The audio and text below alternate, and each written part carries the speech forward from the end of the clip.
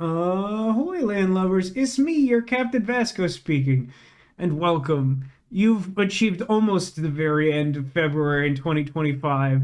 Good Lord, that's only 2 months. It only the Tuesday equivalent of the monthly calendar. Uh, uh, as mentioned last week, we are gathered here today to play The Roottrees Are Dead. I don't know a ton about this game.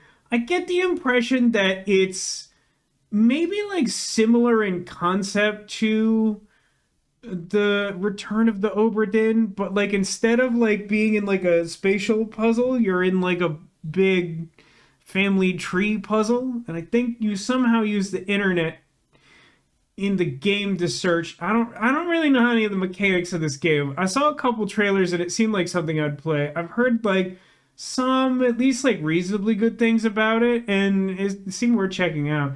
It does, and pardon me because you will be deafened briefly, but this is for the benefit of those watching on YouTube. It does have just powerful jazz, unbelievably powerful noir jazz. It's not sneaking jazz or any of the other types of jazz, but it's very, very noir. It's March in the UK. Congrats, you got a head start on that. How's March looking so far?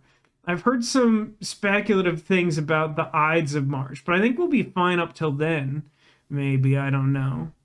Everything needs powerful jazz. I mean, Resonance of Fate would certainly agree with you there, as I get the impression would chat at large. I don't think I have anything interesting to say about my week. Normally, I have like a rant handy or something because I hate everything all the time, but I fancy myself interesting enough that we can, you know, parlay that into something remotely funny.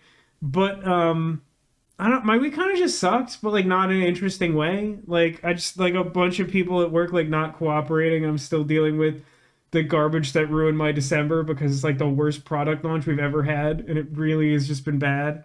Um, I will say that like moments before going live, like the couple minutes before going live, I went to fill up my 100% juice apple, um, and I saw guard cat, also known as cat, also known as I've taken to thinking of this cat as Catherine Blackheart because it sounds piratey, because you can shorten it to cat, and also because she has a black heart in her fur pattern.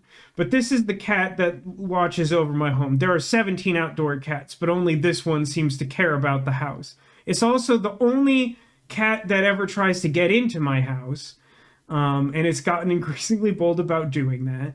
But I went to get some juice, and I look out, and just out of like the pitch darkness of the night, she like wanders like straight up to the sliding glass door in my kitchen and just like puts her face extremely close up to it and is like staring at me.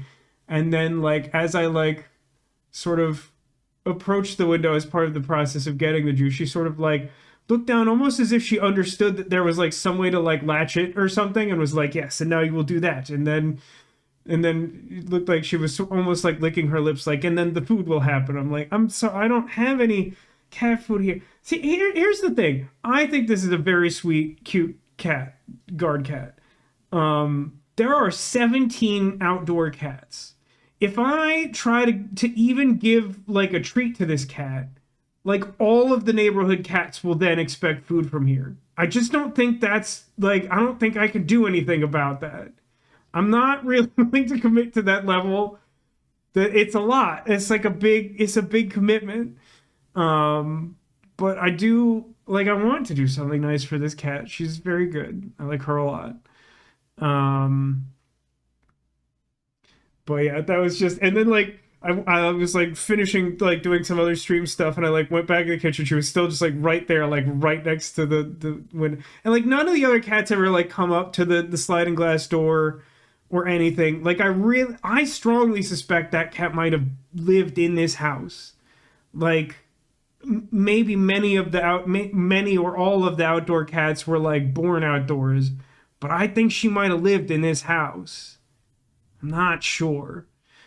Um, I guess one other point of mild interest from my week is like I went to run errands on what was that? Wednesday? Yeah, it must have been Wednesday. And there was just like a sign up that said like detour road closed at railroad crossing. And for context, I'm in like a relatively rural area. Um, I'm not like that far from civilization, but like the roads like immediately surrounding the place where I live are like fairly rural roads. And it's just like that basically just means like hard U-turn. And this was like practically like right outside my house was the sign, but I was like, I see all these cars like coming from the direction of there and like several still proceeding in that direction. I was like,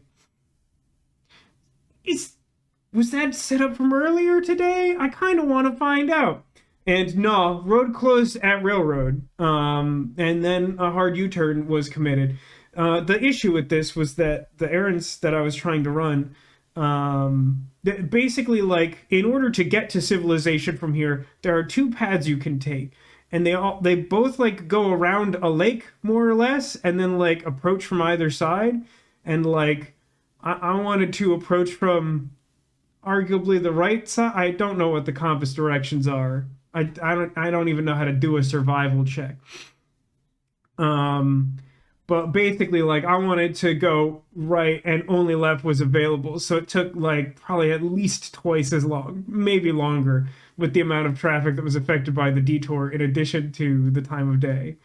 So like that was not a fun surprise. But like it wasn't the end of the world. So like yeah, there's the end of that extremely boring story. You're all welcome.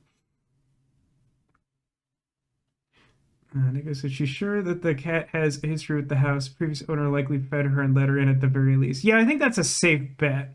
Perhaps she didn't live in here, but I think she's like accustomed to being inside the house. I think that's probably fair. But like, yeah, I don't. Yeah, there have been times when I briefly considered like, could I put just like a little, like I think like any amount of food left out in this neighborhood would just create an international cat incident. Here's your assignment, chat. There has to be a cat pun for that. What is it? What's the cat pun for an international cat incident? While you contemplate that, I almost went back to the loading screen. Okay, here's what we're going to do. Here's that powerful jazz I mentioned earlier. I'm gonna crank that down to like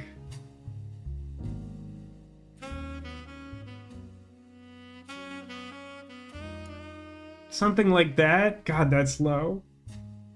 No, maybe a little higher than that.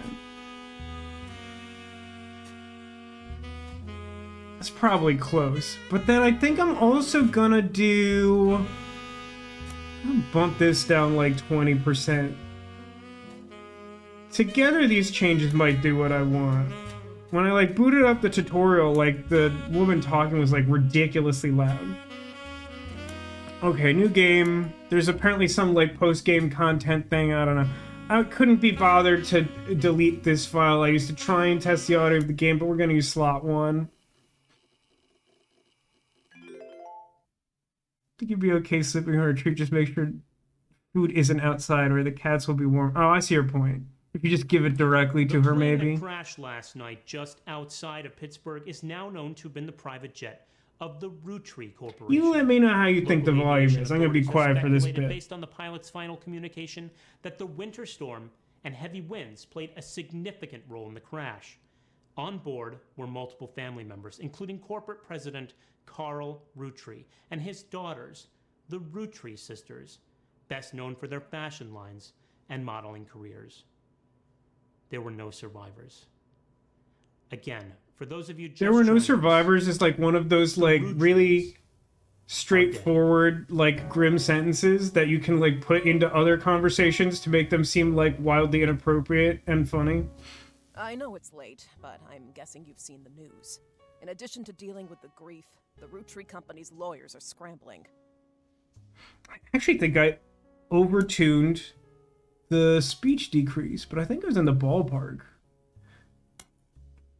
We'll go like step at a time and we'll figure it out. if there was one survivor, call Bruce Willis for a sequel deal. Heck yeah. I'm picking up what you're putting down. People don't look like trees at all.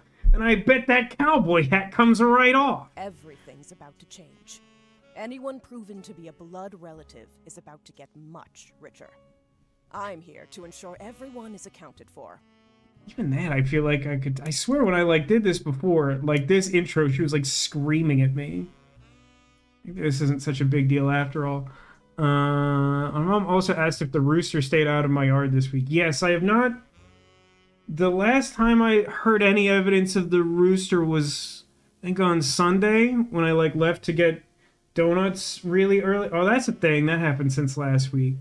I went to a local donut place that's apparently like one of the biggest landmarks around here, because my mom had been really busy taking care of the grandkids for the past week, and I wanted to get something nice as like a surprise treat after all the work she put in. And so I went over there, and the place is insanely cheap and good, which is a great combination. But the rooster, oh, did you miss the rooster story? That was like 2 weeks ago or something. And no, I don't live next to a rooster. That's what made it so weird when there was a rooster in my yard for a whole day, and then it spent the next 2 mornings like crowing before the sun was even up and making me very mad because it seemed to wander directly outside of my bedroom to scream and then like run away as if like doing a funny rooster prank. But the last time I had any indication of the rooster was like as I was like pulling out of my house to get the donuts relatively early on Sunday morning last week. I heard like the rooster noise from like not particularly close by, but like I hadn't heard anything in a while and I haven't heard anything since. I've heard you're an expert at sorting out complicated family trees. A genealogy genie, as it were. Honestly, I think I would have gone with genealogy genius, but okay. I'm going to give you a quick test. Pass, and I can promise you the job of a lifetime. Okay, so this is about as far as I've gotten. I poked around the room a little bit, but I've done none gameplay.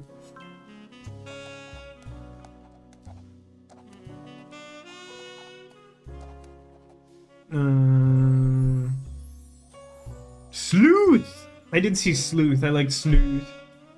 I feel like I somehow like broke the sink and I have no idea what would have caused that.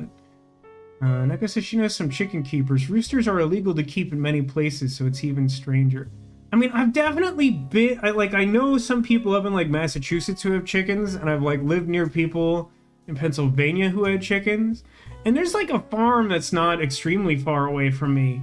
But, like, I've never seen or heard chickens from there, and I don't, like, see a structure that chickens would live in or whatever. Always get spouses before putting the last clue in. I'd be inclined to trust you if I could comprehend what that means, but I appreciate you look at... Oh, okay, something about... What about what? Okay, so to my point earlier...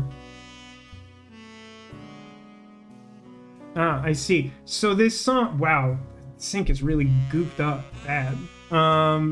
So, Cotillion, I believe that this title song is just called The Roottrees Are Dead by Manuel Trabuco, which I keep wanting to read as Manuel Tobacco.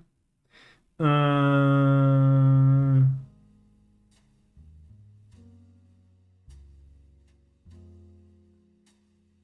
maybe, I don't know, maybe there's like 1,000 songs by this guy.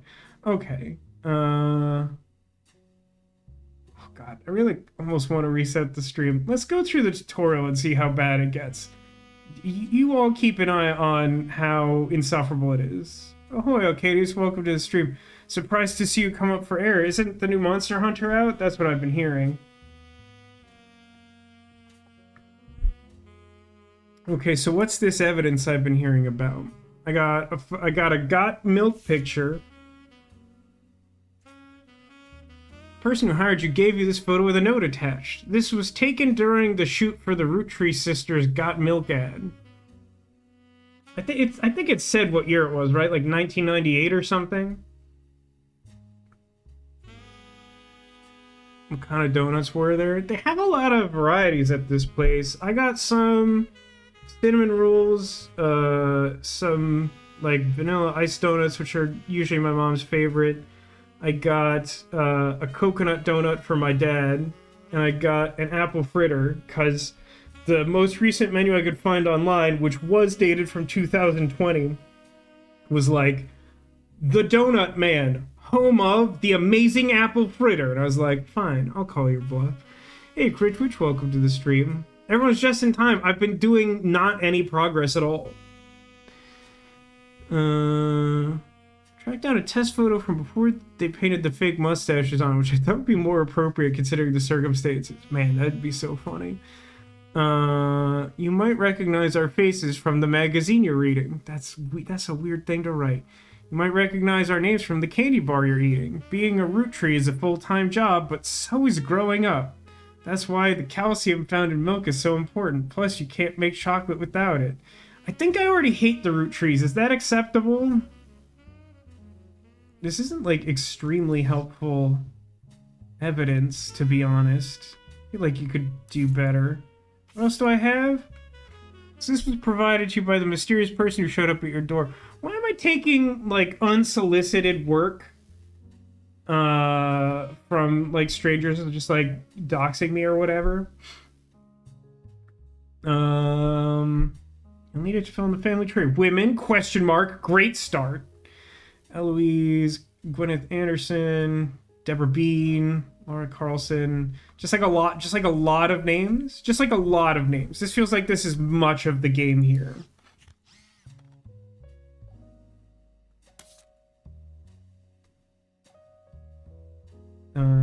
So I think if I hit escape, I go to the room. Got myself a Riot Girl poster, missing some vowels. What's this here? The notorious Montjoys. Eunice and Pip. Mia and Nigel. Valerie and Dermot. Dan and Rodney. Why do we have this? Over here we have Mystery Comics number 32. Tales of Suspense, 15 cents. Oh, yeah, that's right. One thing I did notice is that the source of the music is this boombox, and you can crank it to 25.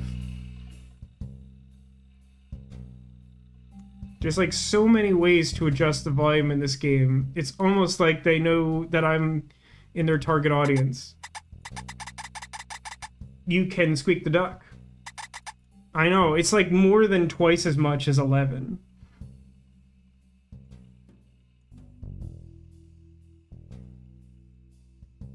I'm not sure why the computer's having such a hard time with this. Welcome text.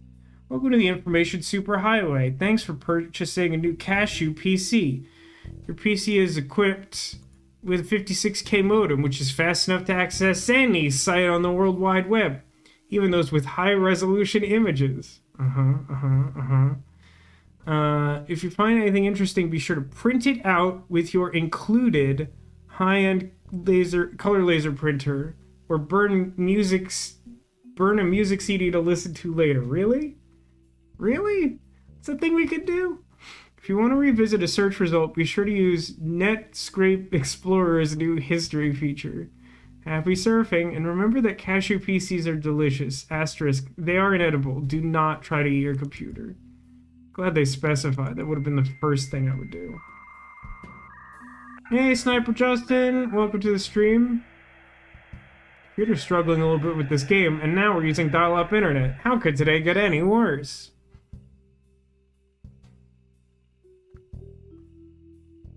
Yeah, I feel like, I'm inclined to agree. Tweet says, game is confused. 56K modems being the height of technology does not correspond to private CD burners. I'm not sure why Spider is the mascot of the search, other than the fact that, like, I feel like one or more of, like, the CW shows used, like, Finder Spider with, like, a questionable number of vowels as like their Google replacement. Spiders crawl the web. Yeah, I suppose that's true.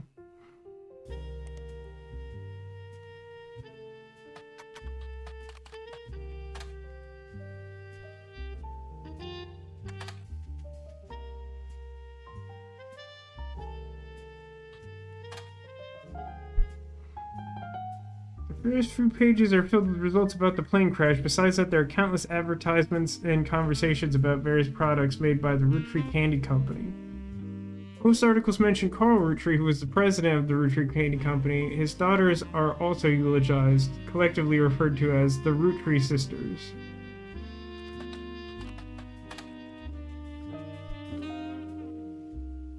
You come across an unofficial Roottree fan site seemingly curated by a teenager. It's neon pink with purple text. It's hard to read until you highlight the words. The young webmaster writes, Raina is the most famous because she's the oldest and got married to TMS. But Riley is the smart one. Rose, why are they spelled this way? Who has done this?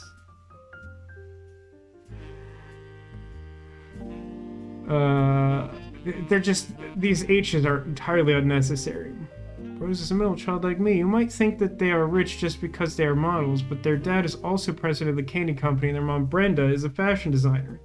They do modeling for her brand Root. I eat Roottree candy all the time. My favorite are maple crisps, and I try to dress in plaid Root clothes like Riley does in most of the posters. And to get my ears pierced like Rose. Great. So I can print this or something?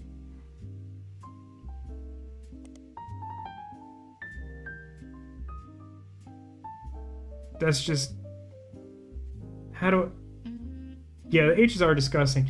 I do have to say that the game has not really told me how it works, and it's not straightforward. So is this saved now, or do I have to do something to save a note? The notebook is your new god. That's helpful. Hey, wait. Oh, it's a hint. It's not just use duck at will. Tree evidence is saved now. So, okay. For example, if I went to evidence, right, and I like look at this photo, if I look at the photo, okay. There is an ad page tab. I don't exactly know how that works. It does feel like I ought to be able to move either the page or the evidence so I can look at two things at the same time, but I guess that's not true, which is annoying, especially because I can't like simply minimize this. Close notebook.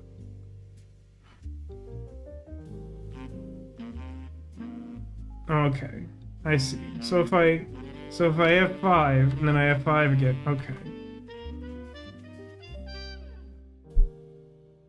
Okay.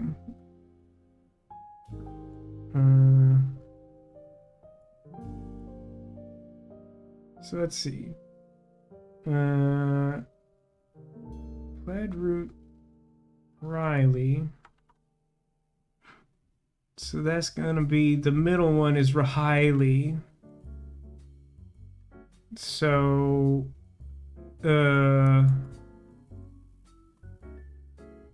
but where does she factor?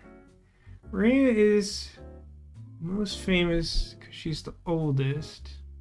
Riley is the smart one, and Rose is the middle. So the youngest is Rahiley.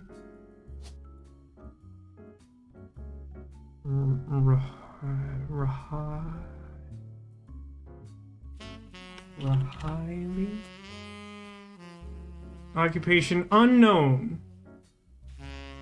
It's president named the bread Rahoot. Okay. So the middle one is Rahose.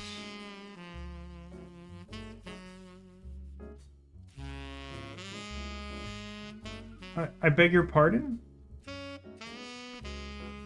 How is there not a Rahose? I think the game is mistaken. You're the one who chose this very questionable spelling. Is the game drunk? Oh, video game? You gave me the names.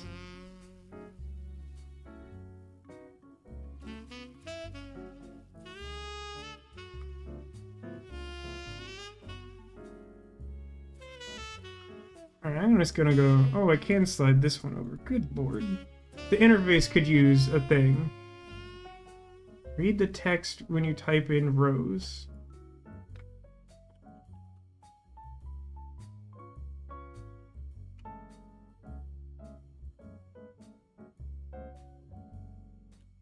That's not... I see what you're saying. I don't find that very helpful, but largely because I think it's insane for them to do whatever they're doing. Highly. So, don't have any portraits available. To get started, click on faces in your evidence tab.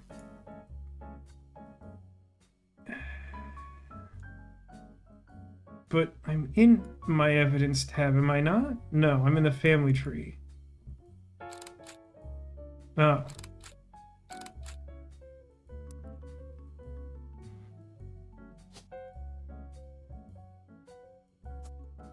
So I think this one is...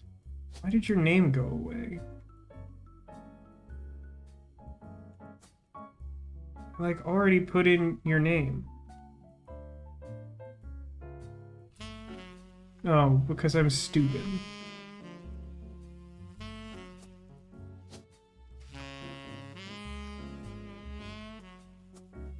I understand the sort of gimmick of naming all of the kids with the first letter. I don't know what the H is about. I don't know what the H is about. But I do also... I just feel like you must hate your children. You must. You must simply hate them. Okay. One of them has pierced ears as a thing. Oh, it's for Hose. The one who doesn't exist. You don't exist, which leaves the other one.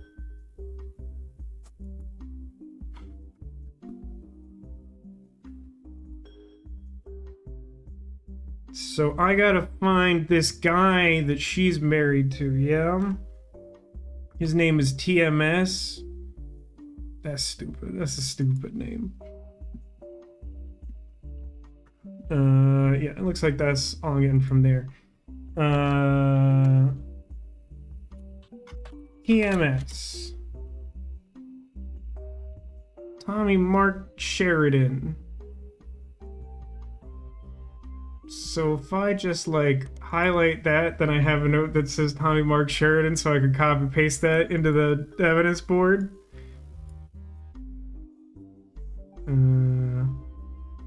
Kind of listening to feedback. I will say that I briefly looked at the Steam page for this game after downloading it, and they have done like a lot of updates in a short amount of time. So like they're clearly like still working on it, which I respect. Copy this and go away, and then paste it. I mean, that's his name. Don't wear it out. Okay, how about like... Oh, no, you're just making me mad now.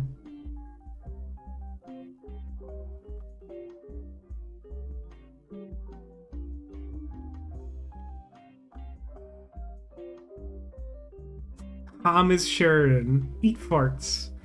Okay. Fill in the names, fill in the occupations, fill in the photos. I don't want to do the occupations. That sounds dumb. Okay, let's go back to the computer, I guess. Rahose Roottrees. She's not as popular as her older sister, Reyna. That's some hard journalism right there.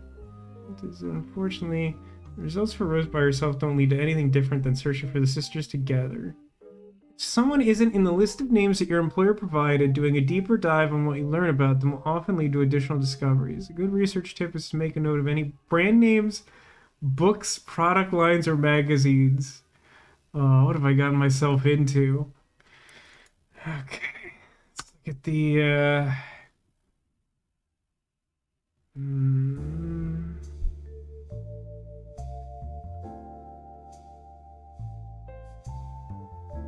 I guess just root.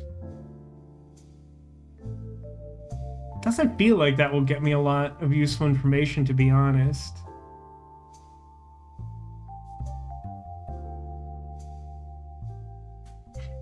Music really is impeccable for this. It definitely decreases my frustration factor by like at least 15%. It's kind of weird that like I sort of get it, but it feels weird that I can like find information about their mom and what their mom is doing, and I don't know Rahose's name. Alright, I guess we'll do the other ones first. Rahena Roottree Dorb. So for only one person or concept at a time. Boy, does that feel antithetical to the nature of this game.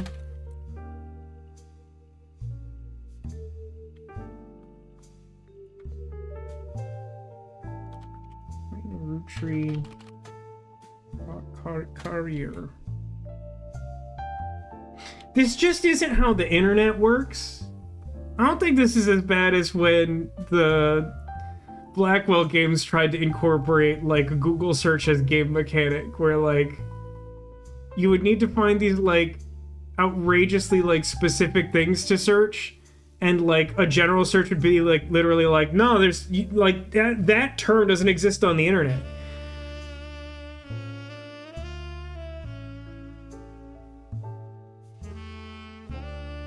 Okay, what about like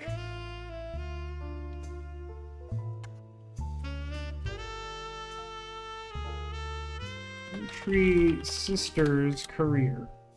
I swear to God. How does this game expect me to find information about their job when it like refuses to use any job related word as a search term?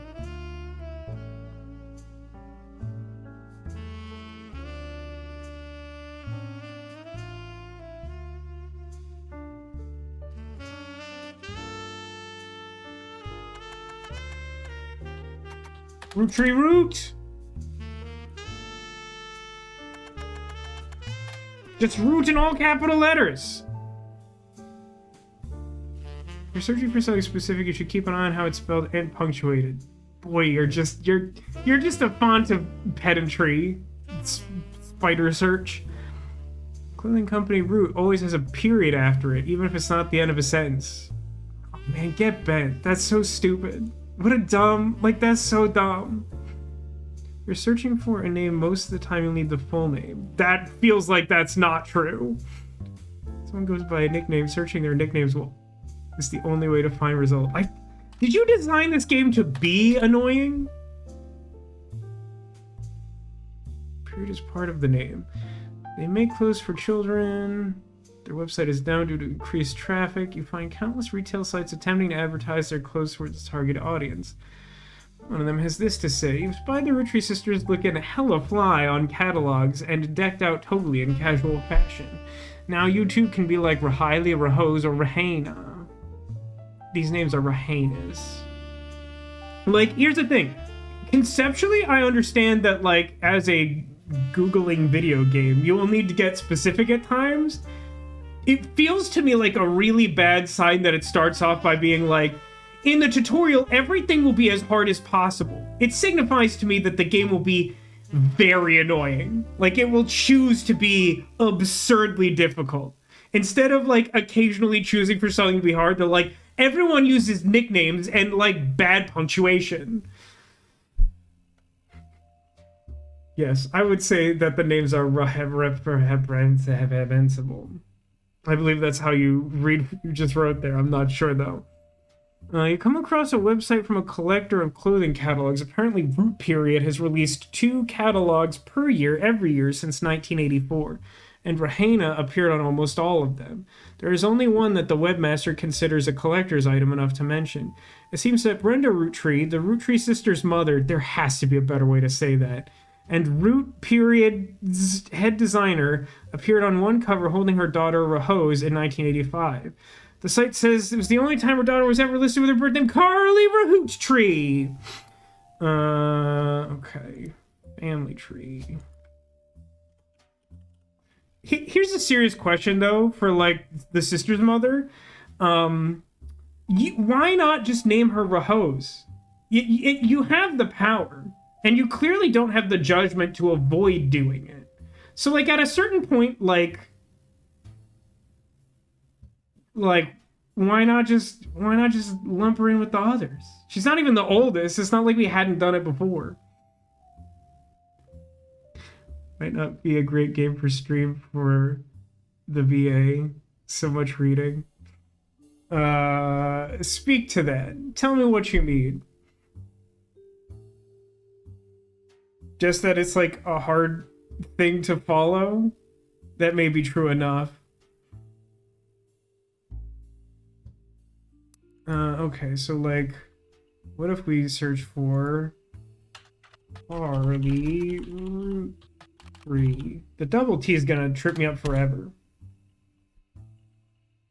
Just worried for my voice. Hey, have you not seen me do, like, voice acting streams? Those are so much worse than this. Like, on some preposterously high percentage of every stream is just me talking to myself in an empty room. You only have to worry when I'm, like, doing, like, 6 characters in the same scene and they all have voices that I chose incorrectly, thinking I'd be able to do them. You discover a trivia page that lists common trick questions. The answer to what are the first names of the famous Roottree girls? Raina Carly Riley. Explanation below. The answer states that Rose was originally born Carly Rose Roottree. Apparently her parents had planned to name a son Carl Roottree Jr., but after finding out they were having a second daughter, called her... I'm gonna write that down in my copybook. That sounds important. Sometime in the early 90s, the now preteen Carly strongly expressed her dislike that her sisters had H names, and she was the odd one out. That's when she began to go by her middle name. I'll just mark that whole bit, I guess.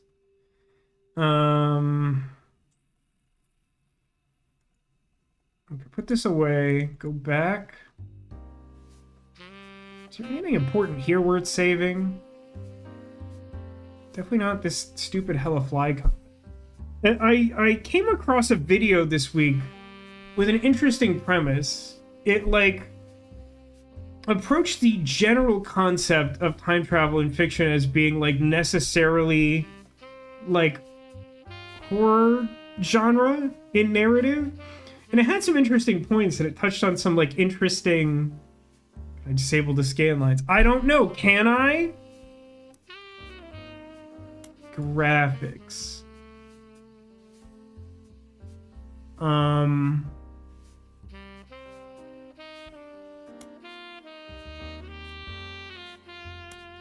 me how to do it and I'll do it.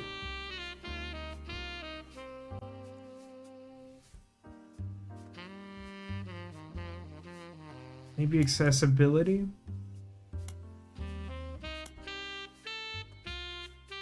That's better, right? Anyway, one of the stories that it took on was Life is Strange, and predictably, it made me really mad because I just hate thinking about Life is Strange. And I was like, alright, I'll hear you out. Tell me something good about Life is Strange that I should allegedly like about Life is Strange. And I swear to you that the argument that they made was largely like, Life is Strange is a horror game by nature of the fact that the game mechanics aren't good enough for it not to be. Top paragraph.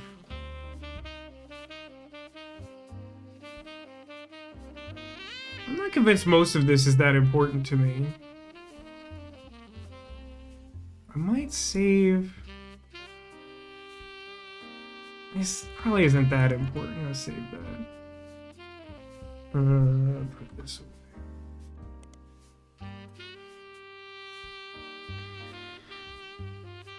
away. Rahena Roottree model. I can't stress enough to you that this isn't how the internet works now or ever in the history of the internet. It's just not. It's just not it.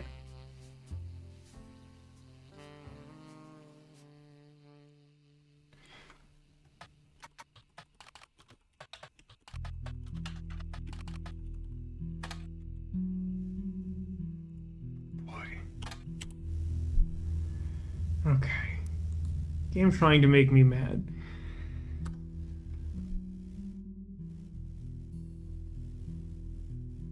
Are they all models? I feel like there's meant to be a distinction here. Am I just supposed to put model 3 times and then, like, give up?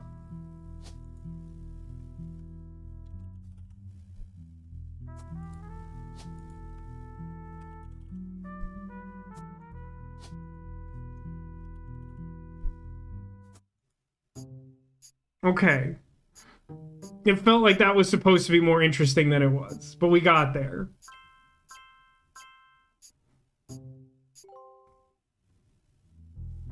I see. So spouses are considered optional? That's weird.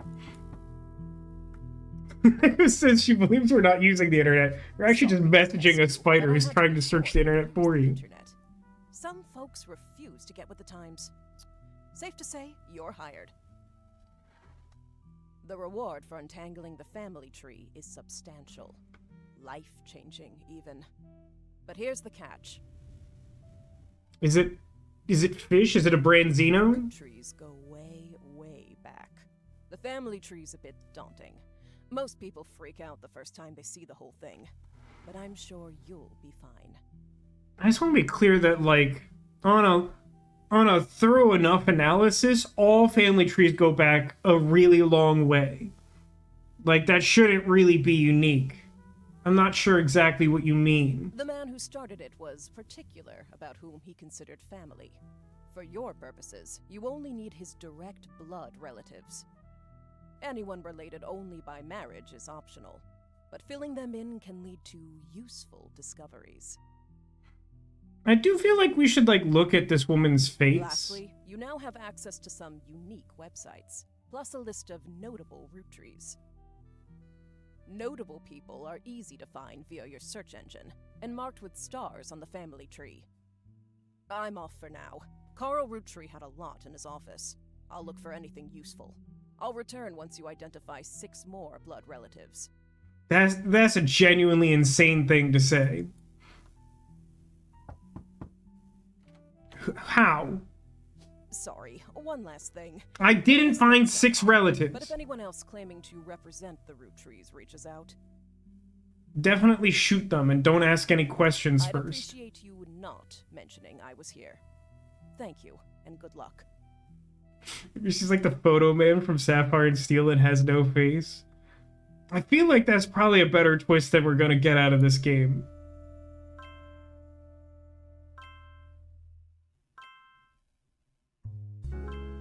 I feel like we're doing like a weird Wheel of Fortune thing. We're like lighting up all the letters and then Vanna White's gonna like sleuth. Yeah, that's the way that sentence was gonna end. I need 3 more correct blood relatives before they will lock in.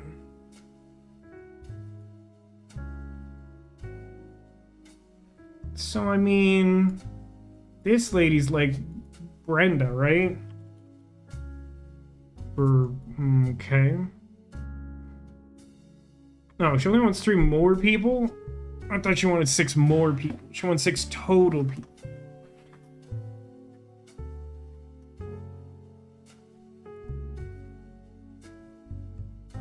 By the way, how is the sync? I think it's bad.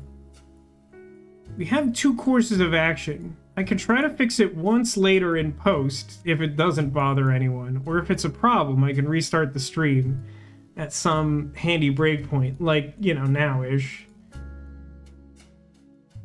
Seems okay. What's this little... Oh, guardian or adoption.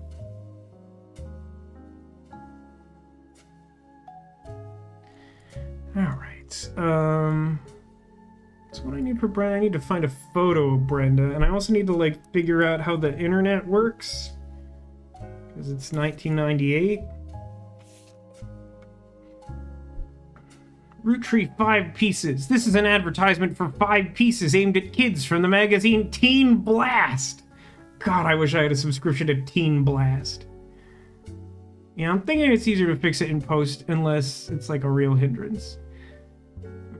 Because, like, adjusting it once tends to be easier than doing it multiple times. That was the thing that made Disco Elysium such a disaster.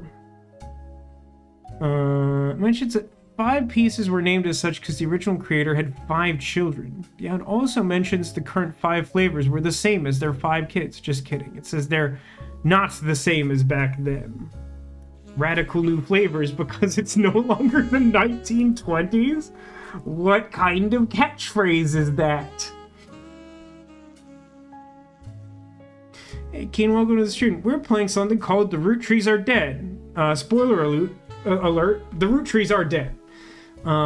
We have been tasked with deciphering their family tree to help sort out who will be gaining their inheritance. And we got this job because we have like a 1998 modem.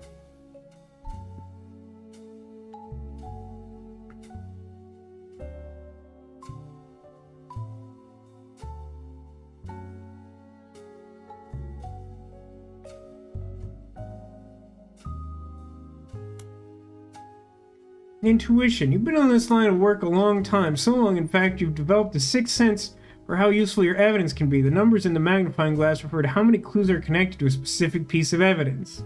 The higher the number, the more there is to find. At the start of your search, the notables list sets off alarm bells. A list of famous people you can find via search engines. It's pretty rare to get something that useful, but take advantage of it. As you progress, these numbers will change. Whenever you find more evidence or lock in family members, new discoveries will be added to the list and old evidence will become less useful. Trust your intuition. If a piece of evidence seems too good to be true, take a closer look at the people or phrases it mentions.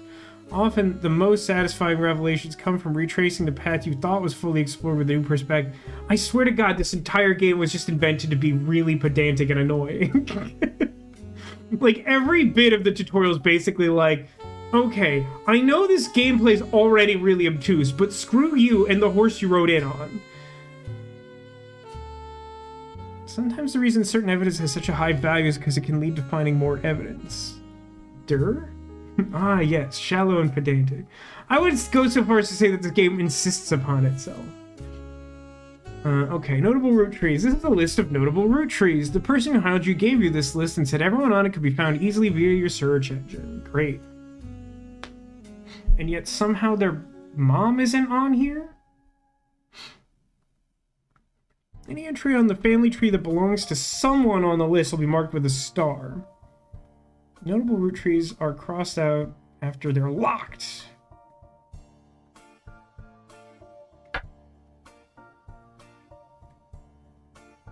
Boy, I bet I'm gonna hate red Roottree.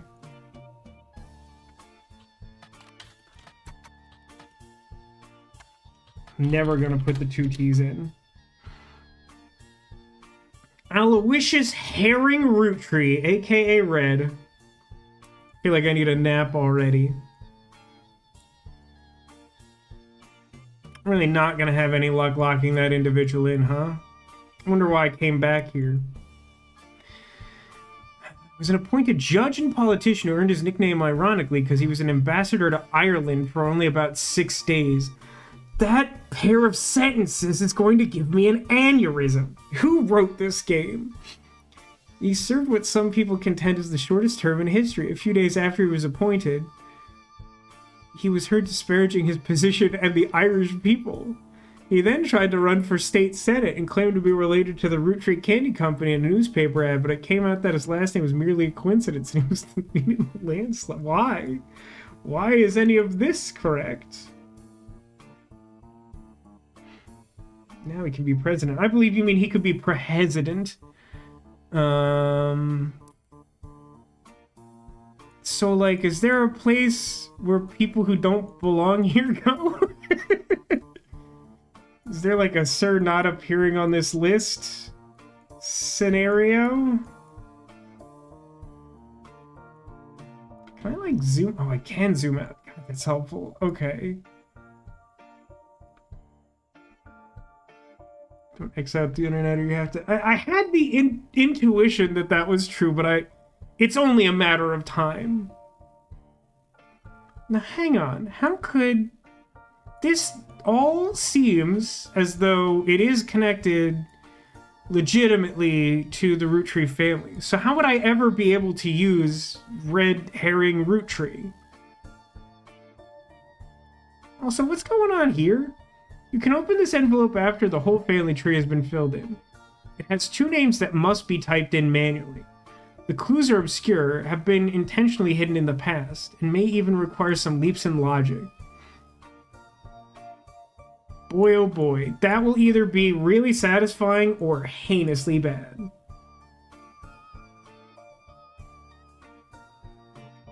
I don't know how we went from, like, noir jazz to, like, electronic beach music.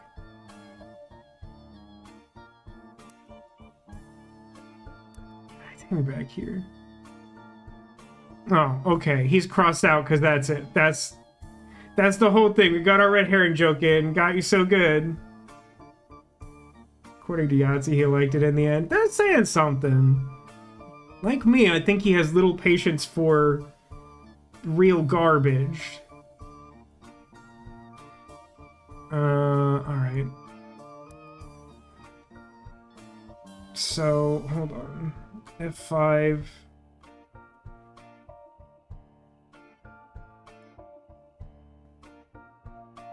Delete? Unhighlight. Low light 'em. How do I,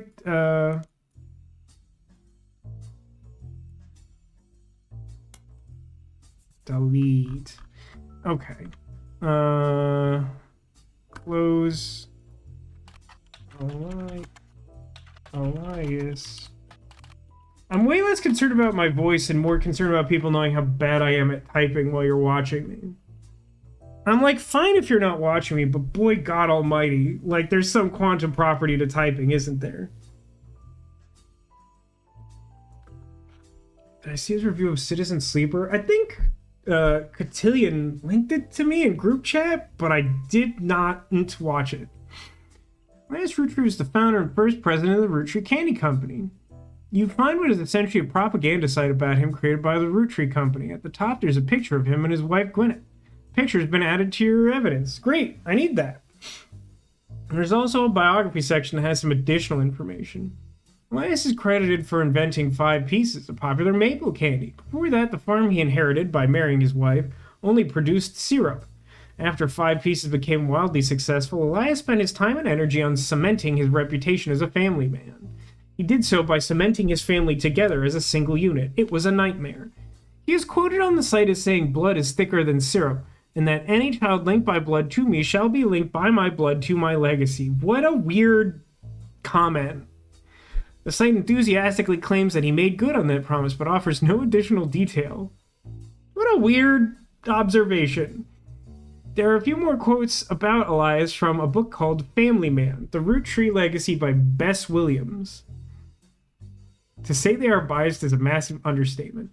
Below that is a long list of accomplishments and awards, and one stands out. Like his great-grandson Carl, Elias was voted Watchman of the Year. Okay, I'm going to copy all that.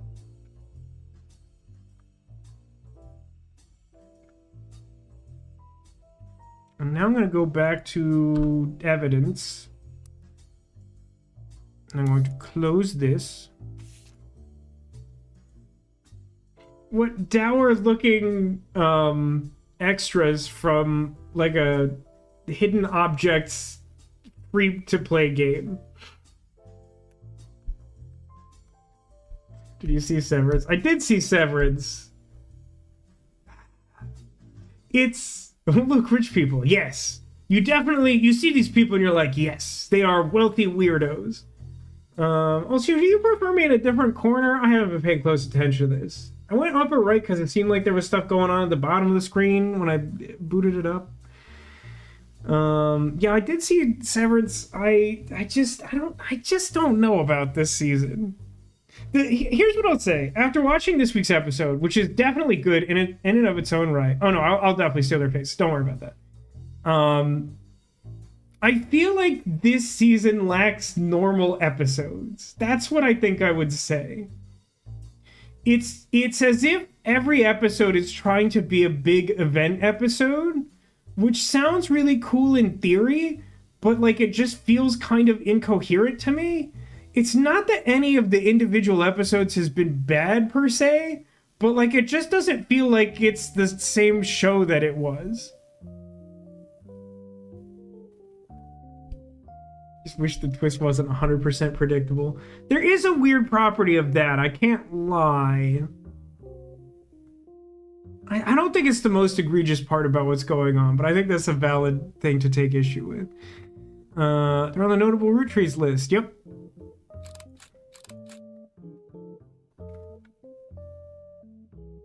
What you've seen, from what you found searching the internet, it seems quite difficult to find any site about Elias or Gwyneth that isn't accompanied by this picture.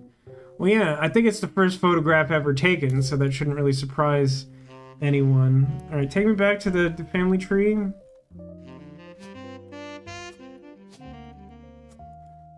It would be a little funny if they like gotcha'd me and like they were just like both kind of androgynous.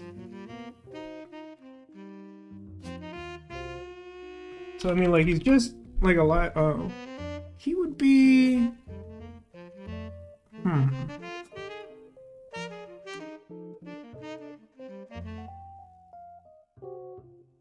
I have to go back to the internet. I think he's just regular Elias Roottree. Like his great grandson Carl. So that's probably.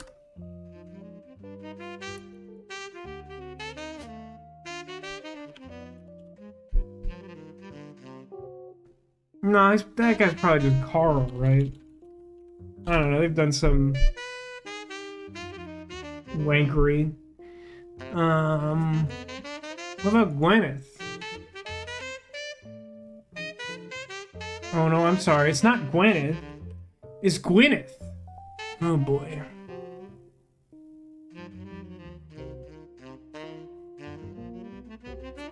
Did that article mention her family's farm, but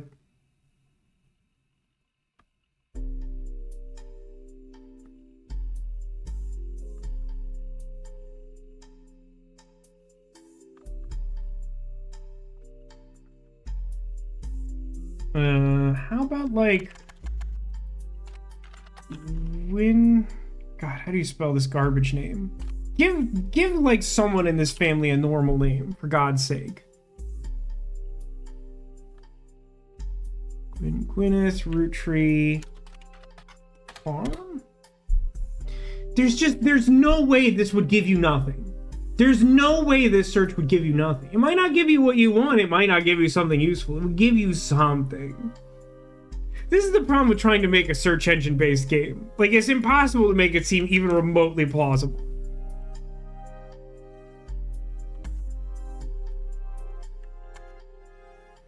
What about like Roottree farm, like history?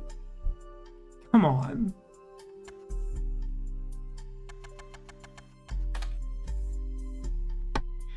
They literally, like, their fortune comes from a farm, and if you search Roottree farm, literally nothing exists on the internet. Could swap to immortality if you'd like. Am I giving the impression I'm trying to get banned from Twitch?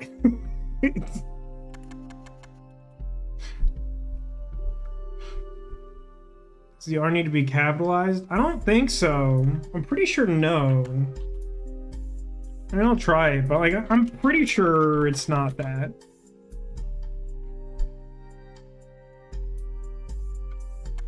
I mean, I guess I'll just do... Find some information on a website for the first Anderson maple farm. So she's Gwyneth Anderson from The Matrix.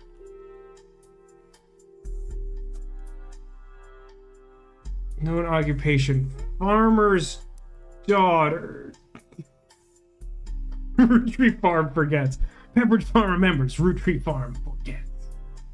I don't know how the search system works. Maybe you just search farm. Clearly the Roottrees Farm is the only one in existence. See, like, that's the level of snark that I feel like resonates with my soul right now. Basically what I'm saying is I completely agree, Neko. Before marrying Elias, Gwyneth's Roottree was Gwyneth Anderson. She had no brothers and was the oldest...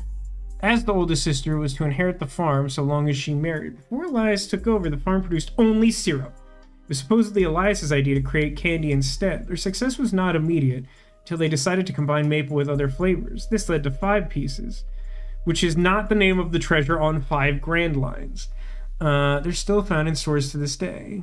Though the Roottree Candy Company expanded well beyond their original farm, it has been preserved as a tourist attraction. According to their website, there are still daily demonstrations and educational tours that show off many of the turn-of-the-century appliances that Gwyneth would have used as a housewife in the early 1900s. So, am I to take that as housewife? I'm really feeling like this is gonna be like the mechanic in Obra Dinn. Why is this? Verify this person, you'll be able to add bonus photos. Point of order. Why would I want that? What does that do for me? What would we call...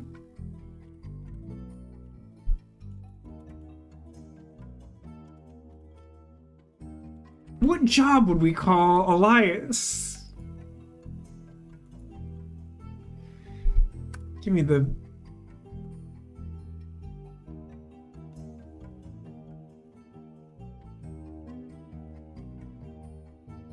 I don't know.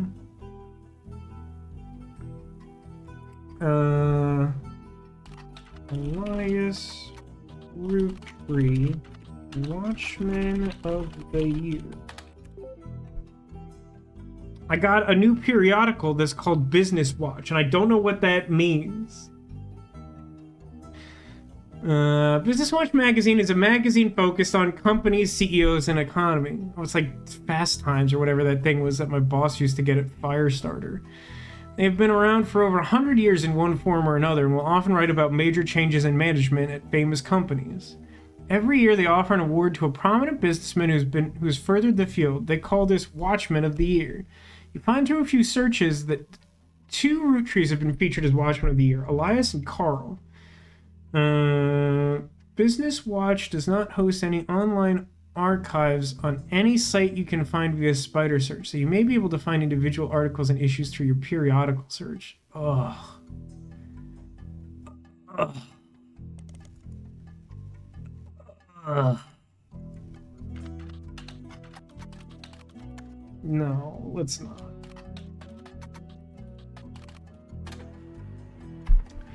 Elias Roottree was awarded Watchman of the Year in 1936 for his accomplishment of rolling out 5 Pieces to a global market. Notes from the article and a scan someone made of the cover have been added to your evidence. Carl Roottree. Carl Roottree was voted Watchman of the Year in 1987 for his work with Root Period. The cover and a summary of the article has been added to your evidence. Great. I have to not close this window because it's somehow the same window I was using, which doesn't make any sense. Alright, I feel like that's all I wanted to get from that. What about Family Man by Bess Williams. Or maybe like second Bess Williams? Now hang on. How literally could that possibly not have a result? Oh, you want like... Roottree Legacy. A very poorly received book about Elias Roottree. It's impossible to find a copy of the book these days. Okay. How about just like, what's Bess Williams up to? Bess Williams is an author born in the late 1800s. She lived just outside Miami and died tragically young in a major hurricane that struck the area in 1926. Information about her or her book Family Man seems to have faded over time due to lack of interest. That's all weird.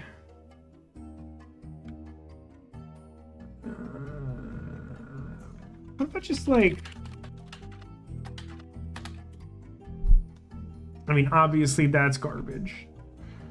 Obviously 5 Pieces of Candy would come up with something.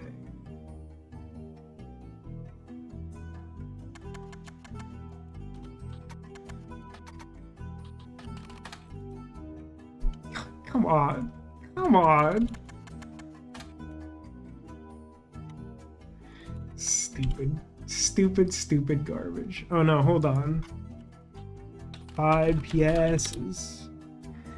From marketing materials at various candy history sites, you learn that 5 pieces are iconic candy that sucks. They're no longer the company's only popular product, but they still sell well.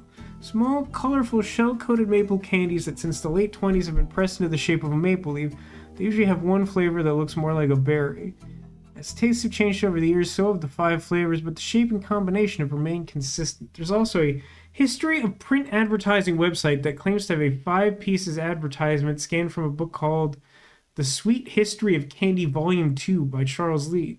Fortunately, when you click through to the website, it seems like all their image links are broken JPEGs.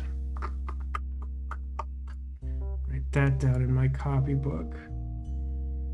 Favorite candy? Yes, please. Is that an acceptable answer? I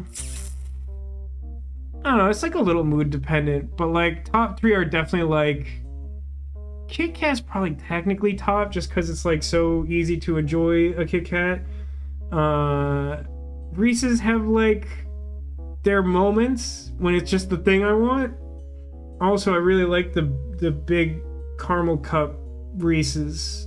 Not a huge fan of just like the regular big cup, which is just it's just a really big Reese's, which is like fine, but it's not like special. But like they use that line of Reese's to do like fun things. When I was out doing those errands earlier this week, I got the like chocolate lava Reese's, which was like it was good. I expected it to be a little better, but it was still good. But like, yeah, I like a good Reese's from time to time. It's not always favorite. It's still a little rich. And I like Twix. Twix is like the right in between the two, where it's like, it's usually good, but also has like a little bonus. It's got the chocolate, it's got the like crunchy layer, and then it's got the caramel in it all the time. I think I'd love penguin biscuits. They're individually wrapped chocolate sandwich biscuits with a chocolate ganache filling. Coated milk chocolate. That sounds good. Freezing Twix is so good. I generally like to store my candy cold, but I wouldn't say you're wrong, but like for my taste, I feel like I need Twix to like thaw out again, because like when the caramel gets cold, it just like becomes like a brick. History of Candy Volume 2. What a weird video game.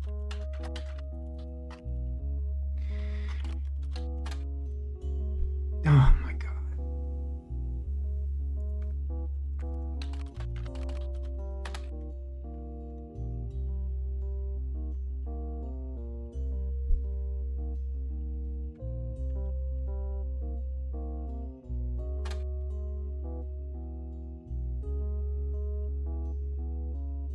Why are you like this, internet? Periodical? But it didn't tell me it was added to periodicals. It's established that there's a way that I get periodicals, and it didn't do that.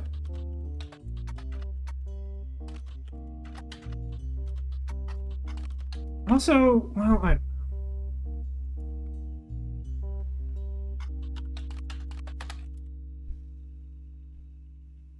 Sure you have the correct magazine or newspaper? Oh, God. Bless America.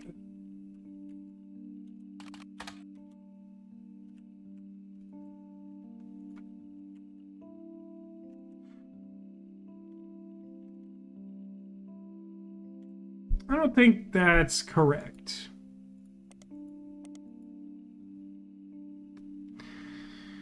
I guess maybe that whole thing is like a red herring. What's going on over here?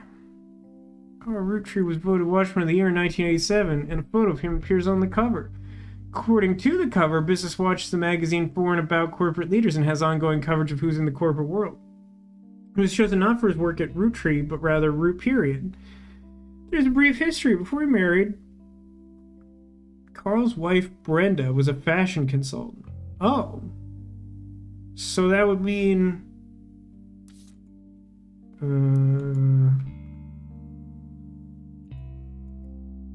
Wait. How's that...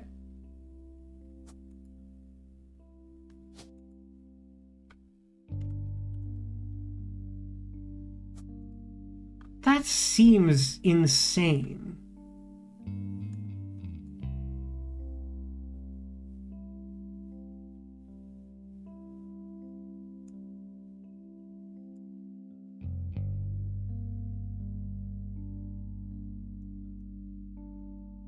The wife the one that's not important? She was the only one that showed up earlier searching about the daughters.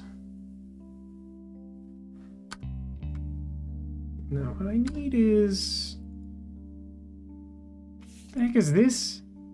The Roottrees sisters and their parents died in a plane crash on December 6, 1998. The next evening, a shadowy figure appeared at your door and said these lawyers were looking to sort out the family tree. What? This isn't even evidence.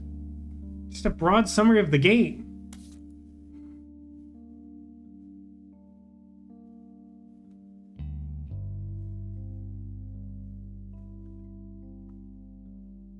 Give me the notables.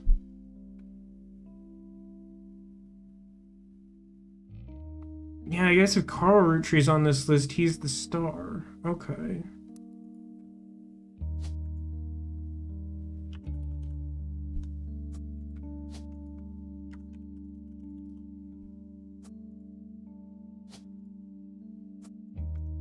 I need... Also, the photo system is sexist, question mark? Close this. Give me this idiot. Click his dumb face. Go back to the evidence board. Plug in idiot face. Occupation. See... The occupation feels like easily the most frustrating part of this game system at large. Well, I don't know. Depends on how you categorize the search system. But, like, these job titles are nebulous as crap. Like, even though, like, I know what he does, like, it doesn't always translate to, like, an obvious, like, job title. Everyone gets a star just for participating. Yeah, that'd be like the overly nice person trying to do the family tree is like, they're all equally important.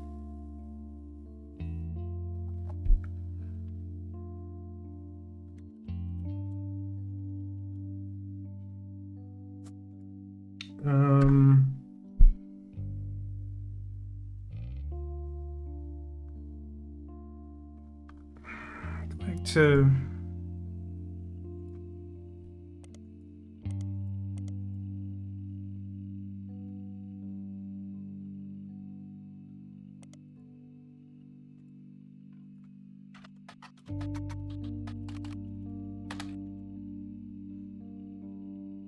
His work with Root.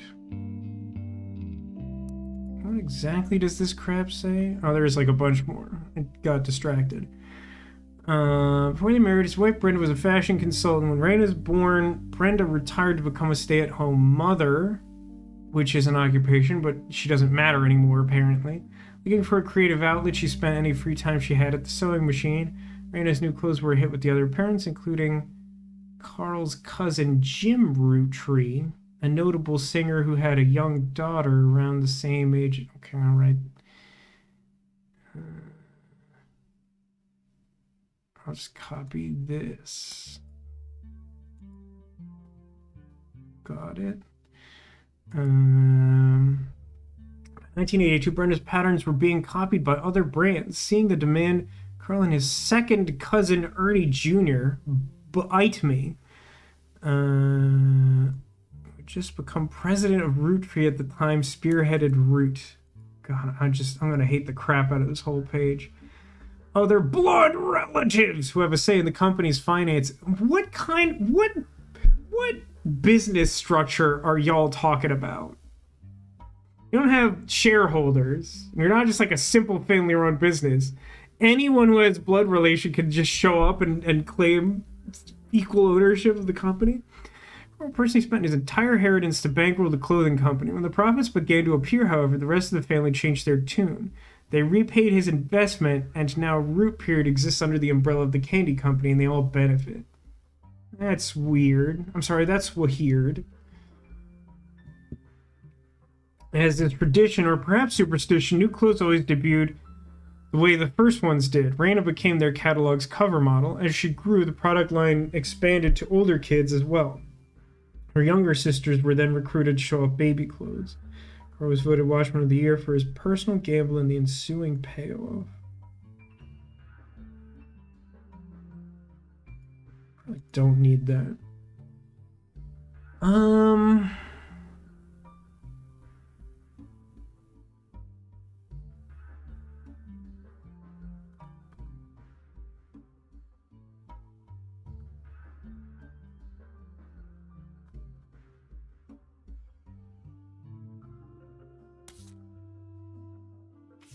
Check out this other stupid business watch with Elias Ancient Man.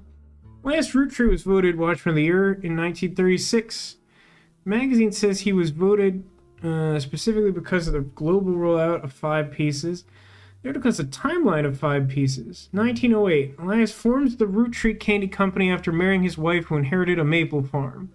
During the period before 5 pieces, the company is barely profitable.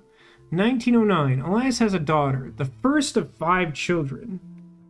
4 more to follow, leading to 1922.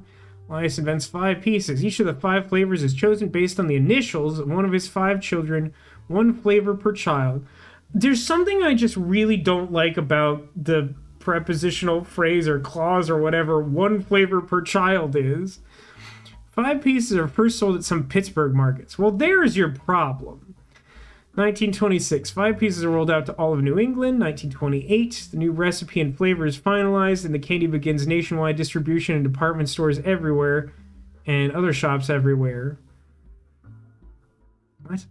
1935, the Roottree Candy Company purchases every available maple farm in Pennsylvania in preparation for their global rollout. With the help of son Elias Roottree Jr.'s architecture firm, a new industrialized factory and warehouse are built in Butler County. Production is tripled and worldwide distribution begins. There's also a What's Next section that claims Elias is going to pivot to ensuring the company's legacy and that the Roottree Candy Company remains a family business that pays out to everyone with blood or something. Something to do with Clanced Trust? That sounds really ominous. Alright, I'm saving this timeline. There's some stuff in there. Let me search Clanced Trust. Back, close, back.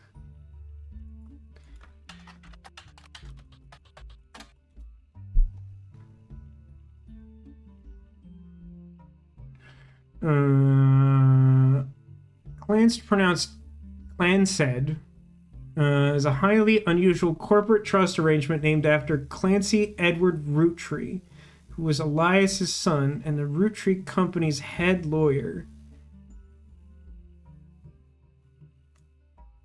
at the time. Due to its unique nature, it's often brought up in online discussions about financial matters and inheritance as an oddity. So this is the weird business model where like blood is everything. The company mandates a fixed percentage of its profits are split every quarter amongst bank accounts representing each direct relative of Elias and Gwyneth. The account is created for each blood relative at birth and first accessible when they reach 18. The actual numbers have never been fully disclosed to the public, but due to the ever-increasing success... Now, hang on. Now, hold on. Now, seriously, let's calm down for a second. If this is the corporate trust system that divides, like, dividends among all blood relatives, why have they hired me to do this at all? Shouldn't there simply be a record of this? Like, what? Something weird is going on. Wouldn't that be illegal? I have no idea. I am not a lawyer. Company mandates that a fixed percentage of... The Clan's trust is known for being essentially impossible to get around due to many checks and balances written into it. I mean, whether or not it's illegal, it sounds insane. There have been few situations in which family members have tried to forcibly remove another member from the trust.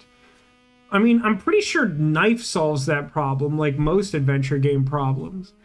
Most details online are pretty vague since the matters are handled internally. The only information you discover is from a university law school, which apparently had a guest lecturer talk about the Roottrees versus RR in 1994. Hello. While you're looking into the Clan's trust, you often find mentions to the 5-piece guarantee. I found a lot of crap under Clan's trust, huh? Do this. Boop. How much can I fit on one page? He asks rhetorically to himself and no one else. Shoop. Hey, idiot, get out of here. Probably don't need the, like, Rahose stuff or whatever. I can't use knife to solve family tree. I mean, someone got off to a good start by using plane to take out 3 H's with 1 stone or something. Is that something? I think it's something, and the something is insensitive. But you know what?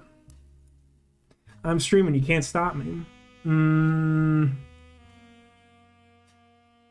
don't know, man.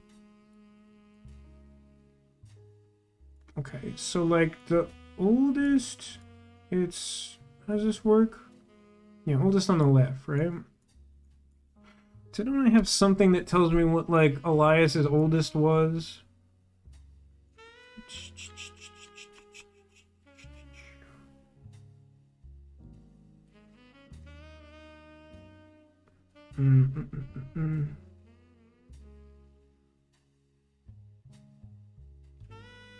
His oldest is a daughter, and we have names for like 2 sons, but we don't know what like order they're in. It's like one of those like logic grid puzzles.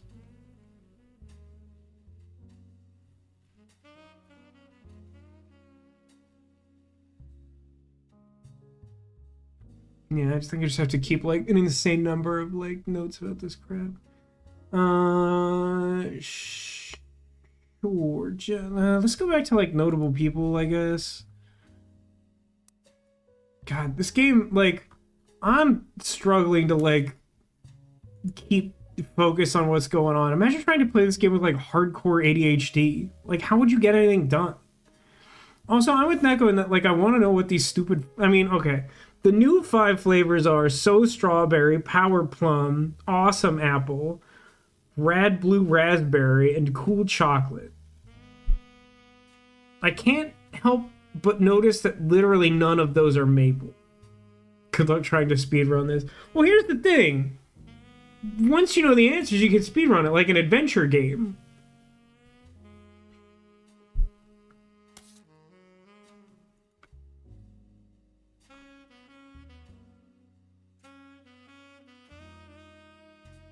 Boy, we're gonna get like a stupid lot of evidence, huh? Okay, notable root trees.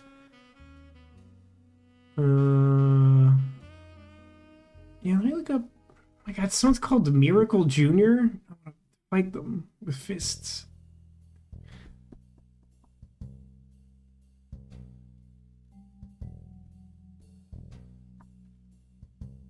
Yeah, give me Jim Roottrees.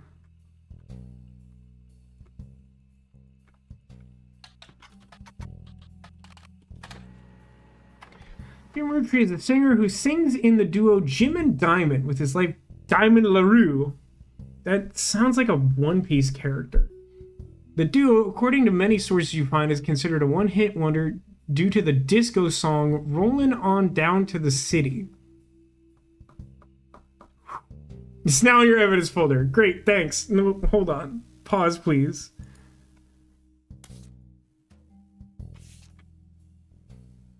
Rolling On Down to the City was barely a top 20 hit for a few weeks in 1979. According to the liner notes, it satirizes how part of society was content to remain indifferent to the economic inflation and civil unrest in the Middle East. It's a comedy. Unless pop culture tricked them into caring. Somewhat ironically, listeners didn't seem to pay attention to the lyrics enough to trick them into caring. Instead, most of the play just came from roller discos. It was such a product of its time, it doesn't get much play anymore, even on stations that play oldies. Maybe that's why we've never heard of it. The image is from an auction for a sealed copy. It has a sticker that says, "Only the great-grandson of Elias Roottree could make disco this sweet." It is credited to Peter Janowicz from MMM. Music and lyrics by Jim Roottree, vocals by Jim Roottree and Diamond LaRue. Jim Roottree is on the notable Rootrees list. He will be marked on a chart with a star. Click, click.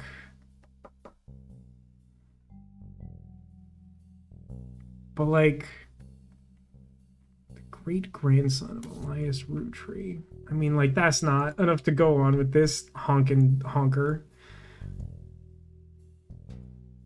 So, like, son, grandson, great-grandson. I guess we know he's a notable, which would mean that he's gotta be, yeah, it should be here, right? So this idiot is James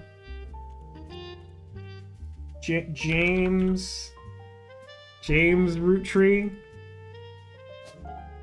and your name is, so Diamond's her birth name, huh? He's James, but she's Diamond LaRue.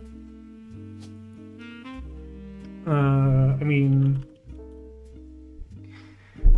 you have to be kidding me with these occupations. They are dog water of the highest order. Man is a singer. Man is a singer. Artist? Artist is so vague. How about disco musician? Is that okay?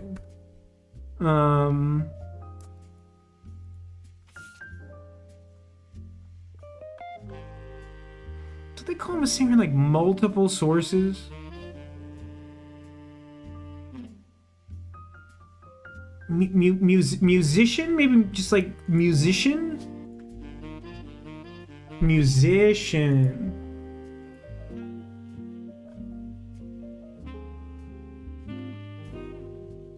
I guess you can...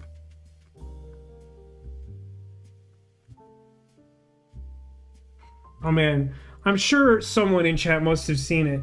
I don't know either of the people in this interview, but like I see this thing go like circulate on social media all the time. There's like, I think she's like a podcaster, interviews like a musician that I don't know. And she's like, "Oh, like I didn't realize you're a musician because you're like famous for this other thing." And she's like, "I'm sorry, what is that word you said?" And she's like, "A musician, you know, you make music." And she's like, "I'm not no musician. I don't do magic tricks." And she's like, "No, like you make music. You're a musician." And she's like, "Nah, that's not me. I don't do that." And it feels like it has to be a bit, but I think it's not a bit at all.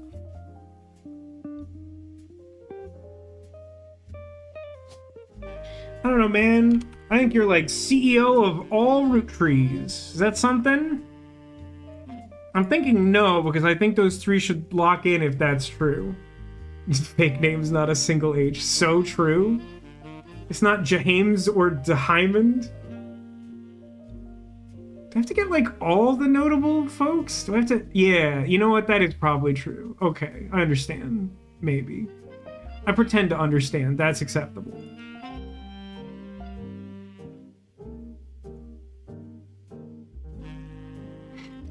I have no idea how to describe my experience playing this game. I definitely feel like mechanically it could probably use a little tweaking, but I like the concept a good amount. I don't know how to put that.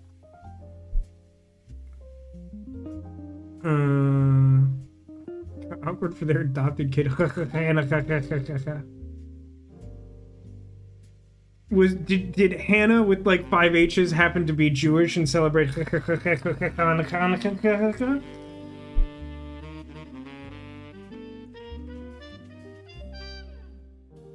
Okay, back to reality. Oops, there goes gravity. Miracle Jr. Come on with Miracle Jr. Do I need to care about anything here? This guy's a one-hit wonder of the family tree, right? It's made a public appearance since 1996. Oh, hang on. They continue to release music through the 80s. Other albums you find mentioned are Cherry Tree and Sound of Laughter. I'll copy this for just a second.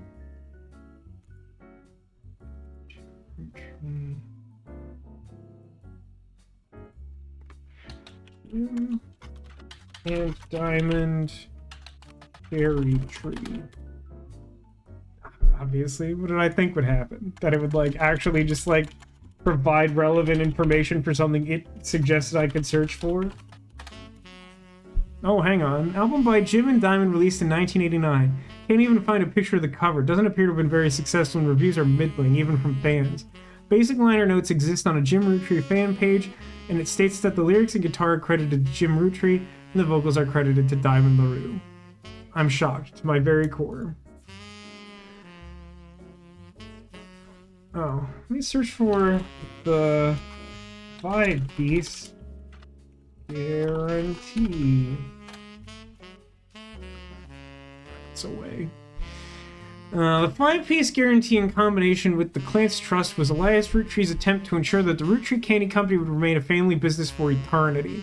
In isolation, it's somewhat baffling. The yearly salary of the Roottree's president is always locked into the price of a single pack of 5 pieces. Wow. I mean, history has demonstrated that we can and will do worse than that if left unchecked.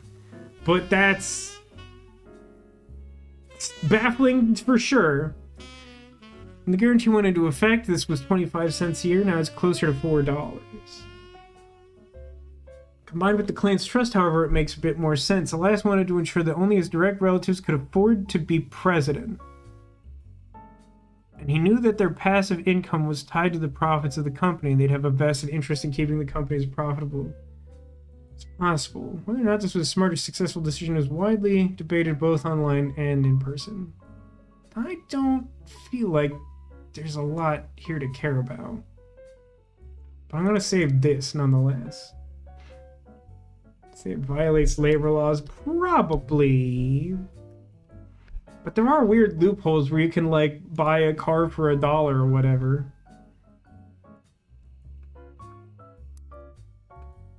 Okay, notable Roottree. Did Carl, did Elias and Gwyneth. What about Gwyn Roottree?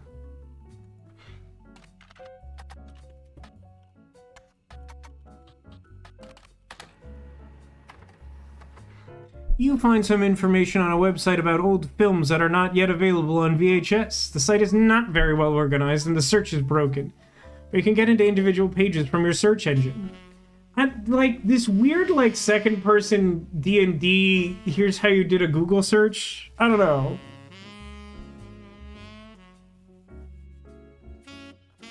That's my entire commentary on it. I don't know. Gwyn Roottrees is a somewhat well-known actress who was active in the 1950s. She often appeared in tabloids, especially around the time of her highly publicized divorce. Her biggest role was the minor hit movie Guys Like Us, or Guys Like Us. I don't know where the emphasis goes. She left Hollywood after the flop of Christmas Mission. Now hang on, I must immediately stop playing this game and watch Christmas Mission. Whatever that is, it sounds like exactly the movie I want to watch at all times. There's a widely circulated picture of Gwyn from behind the scenes in one of her movies, which you've added to your copybook. Did you know trivia? I did not. Gwyn was the granddaughter of Elias Roottrees, founder of Roottrees Candy. She shouldn't have even been named Roottrees, but her father took her mother's famous name, which was quite rare in those days. I'm just going to add all that to my copy of the divorce. I think is also probably a little relevant. So take me back Country Road. She's a granddaughter. So that's like one stage up from old Jimmy boy, huh? So that makes her one of these four. But I'm not reading this thing that's under my face at all. Every time you get 3 additional blood relatives in the family tree, completely correct name, occupation, and portrait, they'll be locked in. Okay, that means that something is wrong, because I definitely have like 4. All non-blood relatives and small portraits are optional. Placing in the tree helps remove extra names and photos. That is fair.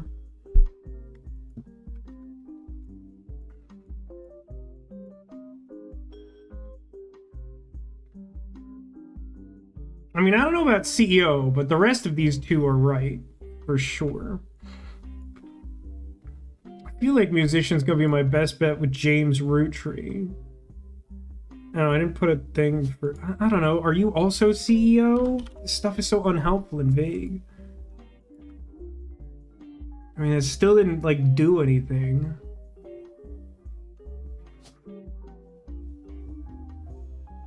Why do I have another option for diamond?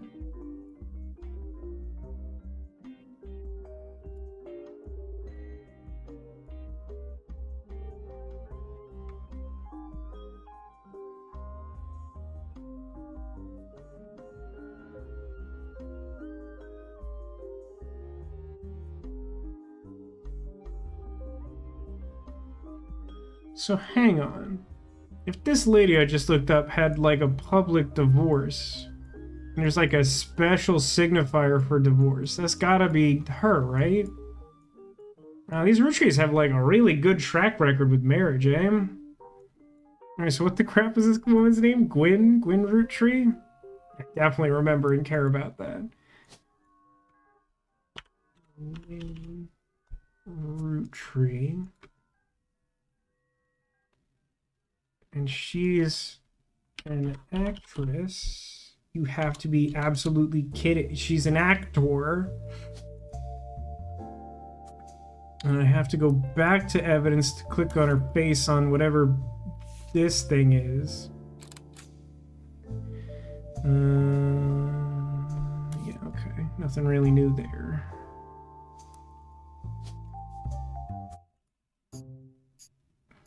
All right, I don't know which ones are right, but that was the third correct one. Okay, so it doesn't like CEO for anything, which tracks. That does actually make sense.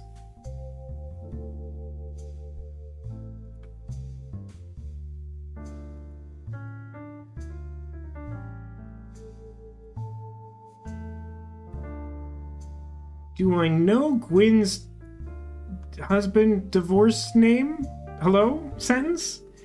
Gwyn Roottree divorce. Wild Bill Williams. That's a real person for sure.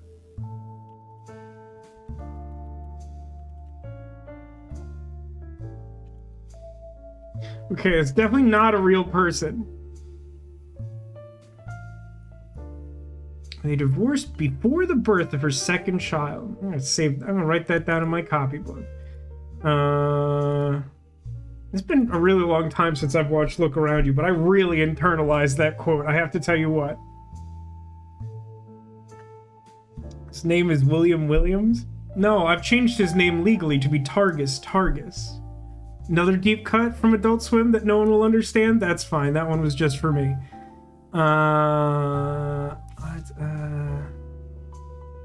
Yeah, let's actually use the spider search button for once. Find some information on a website about old films that are not available on VHS, blah, blah, blah, blah, blah, blah, blah. Wild Bill Williams was the leading man of some not notable movies from the 1950s. He appeared in an adventure movie called Fortune Favors the Grave. That's a good title. So is Christmas Mission. Hey, whoever made this game should instead just be in, like, film development. Which has yet to be released for home audiences. He was known for his good looks and off-screen romances, specifically blondes. Gross. He's married 4 different times to 4 different actresses. There's a famous Hollywood rumor he even approached Marilyn Monroe at a party, and she was already aware of his reputation. Did you know that Wild Bill grew up in Paris, France, and returned there often? Nah, I didn't know that. Let me look up, I don't know, if Fortune Favors the Grave?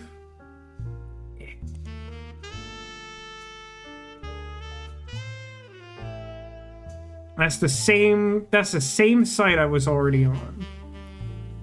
I mean, what about, like,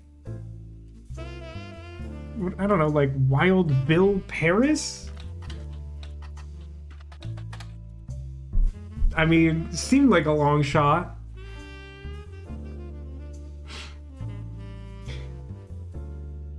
Just to be clear, there's nothing wrong with having a type, physical or no, but like there's just something weird about, like, he's famous for liking blondes. It's like it's hard for me to interpret that in a way that's not gross, so my response to that is just like, ew.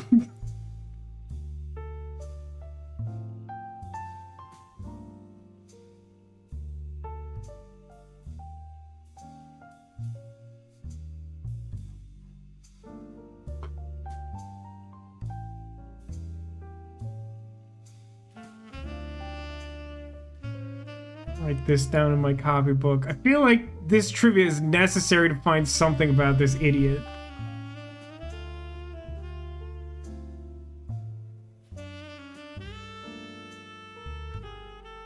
Wild Bill Williams.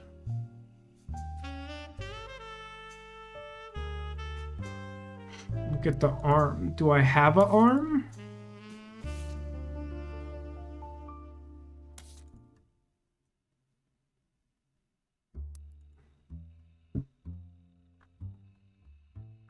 We'll go to the pic of the sisters.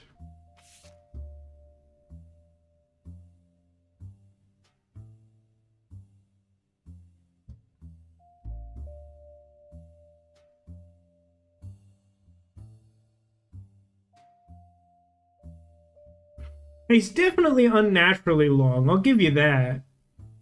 I mean, it definitely looks like the sort of thing that you might find early in a horror game, and then it, like, gradually gets worse over time. But it only looks a little off to me, to be honest. But it's not off. What a helpful observation provided to you. You're so welcome for that. Wild Bill's pissing me off, I'm gonna be honest with you. Wild Bill Williams. Birth name?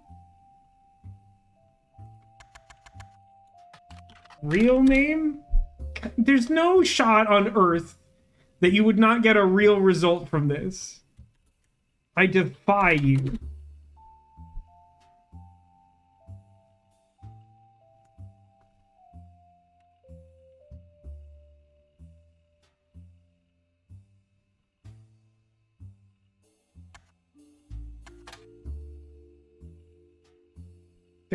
There's gotta be another way.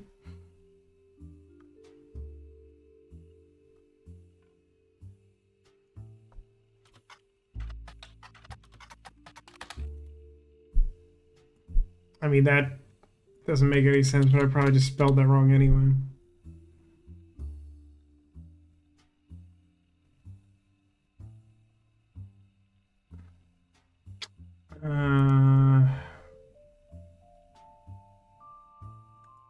Queen Roottree. That was Bando.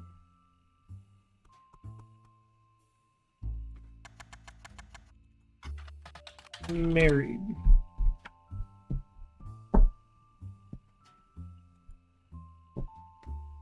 There's gotta be a better way. You said so far back in the past, you're literally the first person ever to look up these people on the internet. God, you're so right. That's definitely the problem I'm having.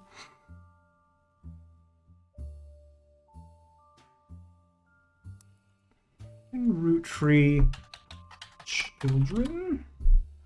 You have to be kidding me.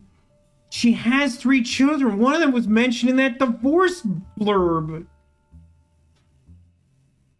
What do you mean no results? You jerk. You clown. You ostrich farmer.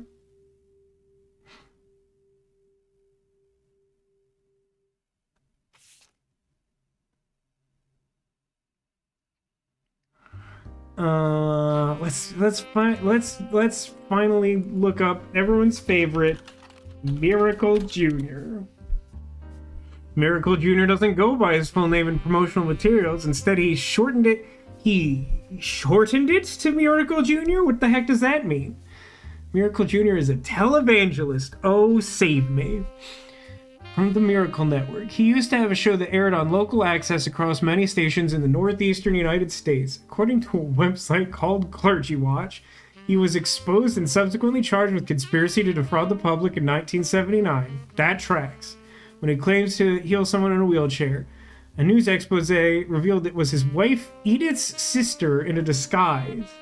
The author also mentions that Edith has a bit of a checkered past herself. I'll write that down in my copybook. That doesn't seem like that should be very helpful. Since lost his television show and instead goes on tour across the southern United States.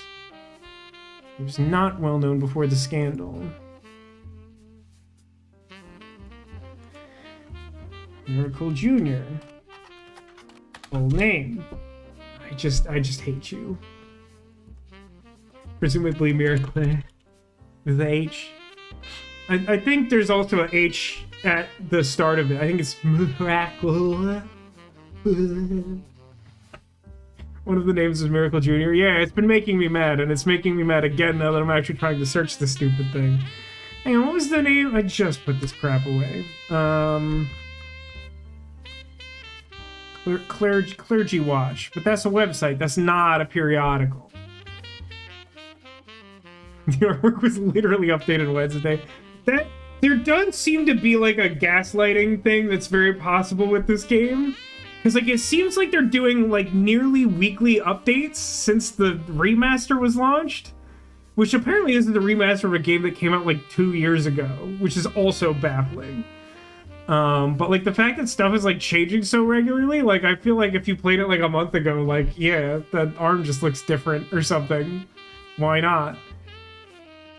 The heck?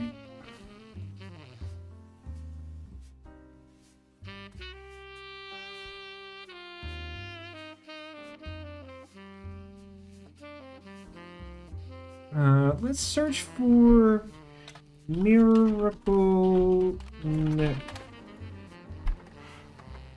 Production company run by the Miracle Roottree estate. It's quite bare bones, but has the following blurb. Witness the testimonies of the Miracle's Roottree. Miracle Roottree arrived so late in his mother's life that doctors swore he wouldn't survive his first year. His mother and father, Elias and Gwyneth, named him Miracle because they thought him impossible. So he's gotta be the youngest from that line, and his name is literally Miracle Roottree. No, hold on. That's his dad? Okay. I need an app. Give me a minute. So this nerd, this guy over here, he is called Miracle Roottree Senior.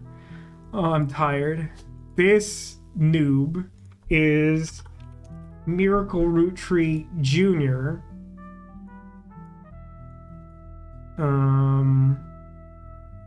And that, I mean, presumably the only child that he has would then be Miracle the Third. Miracle Jr. is You have to be kidding me. You gave him the job title televangelist. You're the one who did that. I didn't do that. You did that.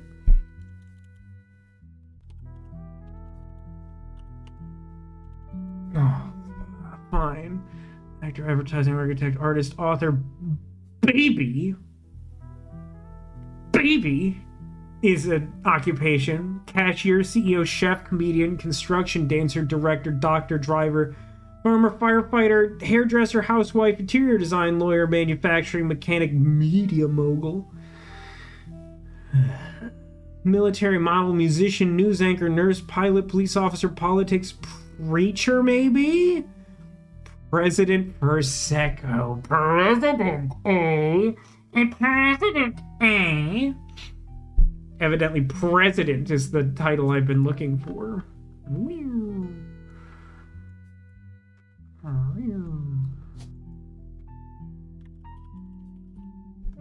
I'm gonna say you're the first one. I'm gonna say that's probably done. Now, I don't know how many presidents there be before this guy.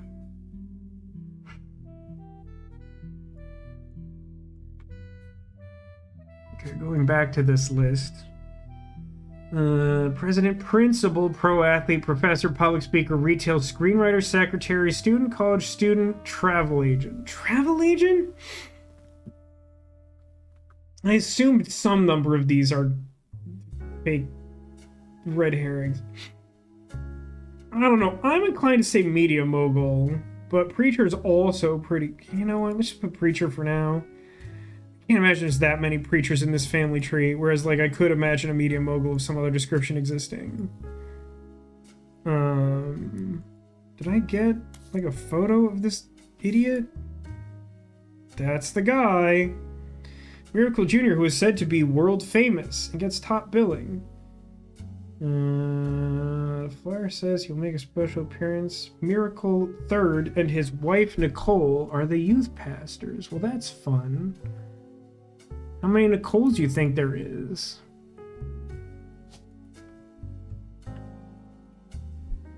Obviously 2. Didn't actually expect that to be that easy, but it makes me mad regardless. So this... Did I not? Click? Oh yeah, also this guy, I guess, right? For some reason, didn't even process that Miracle the Third was on here. Boy, these guys both sure look like dudes I don't want to talk to at all. Hang on. I mean, I guess you're a preacher then, huh? A youth pastor isn't like a thing.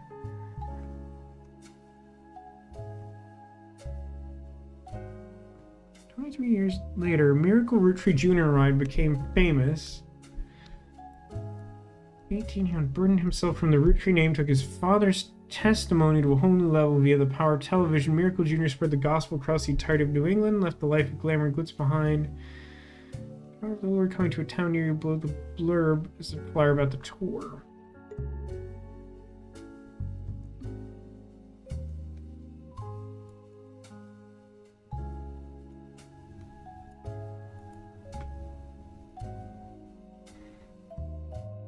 I don't think I really need to keep any of this.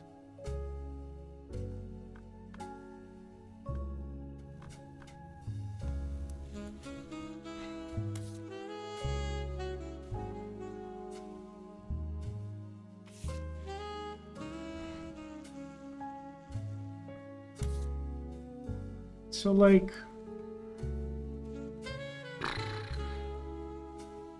How do we do...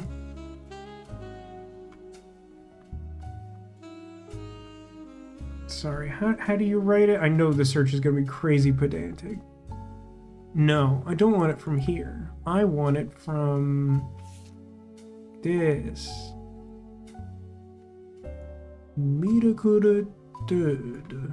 Spider search. Just... come on. You named him that. You called him that and wrote it down.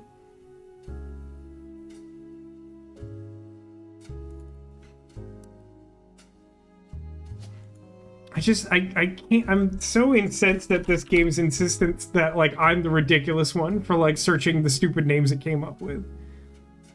Yeah, I'm sure Nicole Smith will come up with a lot of hits. Thanks for that. Yeah, no woman has ever been named Nicole Smith. Thanks. Yeah, obviously. Yeah, why not? What about...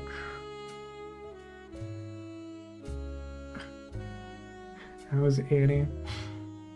When I worked on the G4 like top 100 video games of all time, I worked with a dude who like insisted he like knew a guy he like personally blamed responsible for Anna Nicole Smith's downfall and like complained about it on a somewhat regular basis. I think he had worked on the TV show she had. I don't remember what that was called.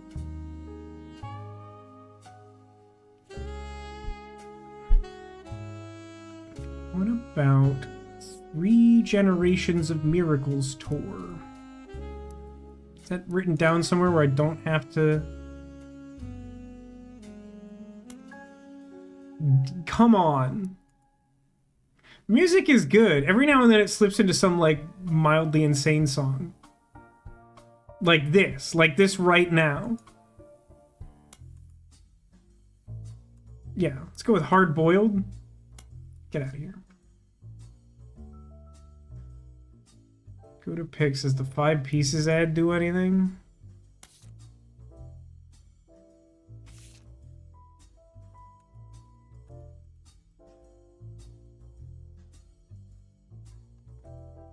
Don't know what you mean, but I could try searching for my favorite periodical, Teen Blast.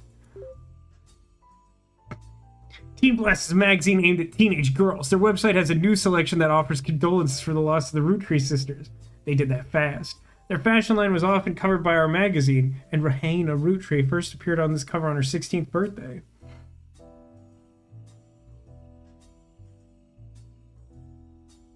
I don't really know what I expect Teen Blast to do for me, but I have written it in my proverbial copybook. The miracle thing is starting to piss me off, I'll be honest about that.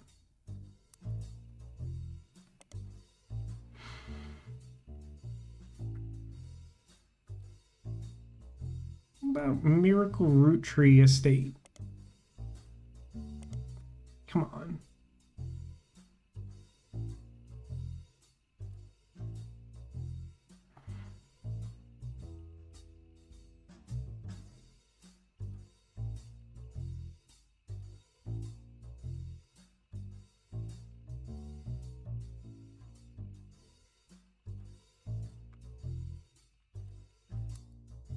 Feels like... Could I periodical Teen Blast? Yeah, it was added as a periodical. I just don't know what I would search for in it. Not, like, particularly looking for anyone I think would be featured in it at the moment. I mean, I guess there's, like, the world's slimmest chance that Miracle Third would be in there.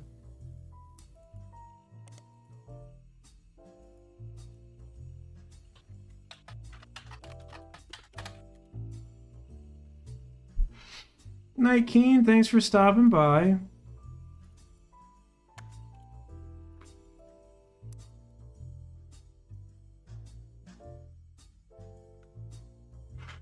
What even is an elderberry anyway? Looking at you, 1920s.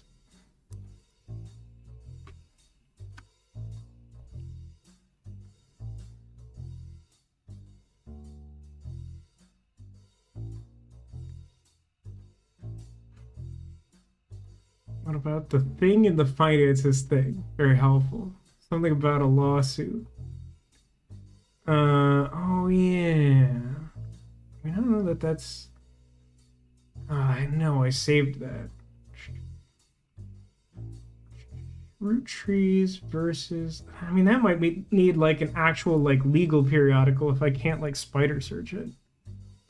You find very few details about this particular incident with regards to the Clance Trust. A student that attended the lecture about it wrote the following on a Legal Oddities website.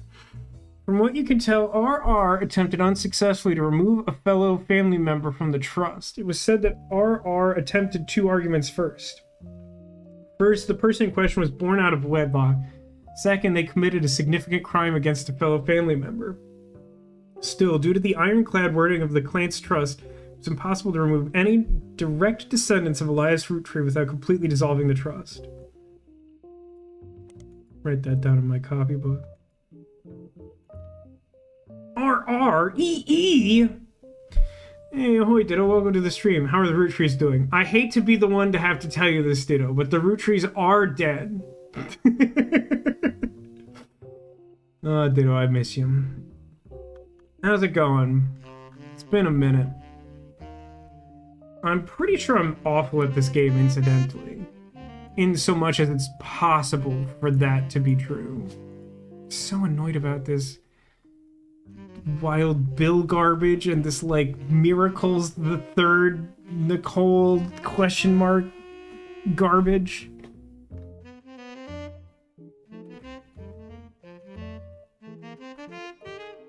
I feel like an acting periodical. I don't know what I'd be looking for.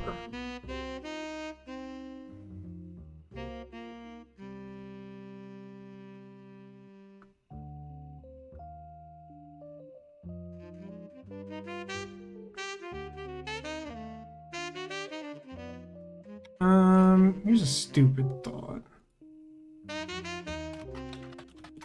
Roottree. This is maddening.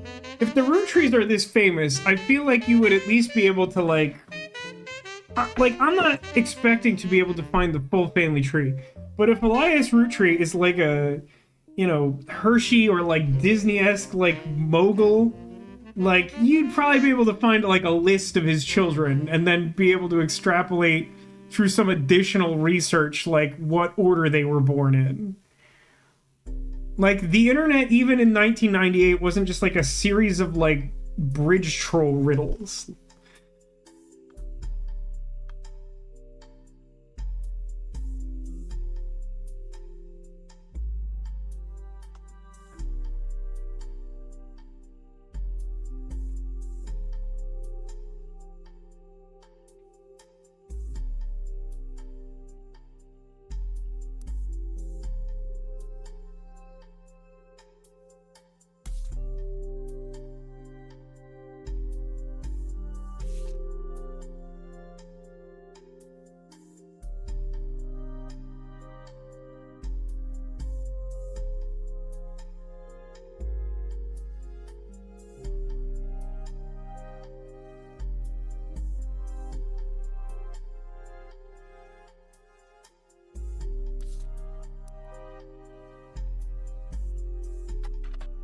Mr. Miracle.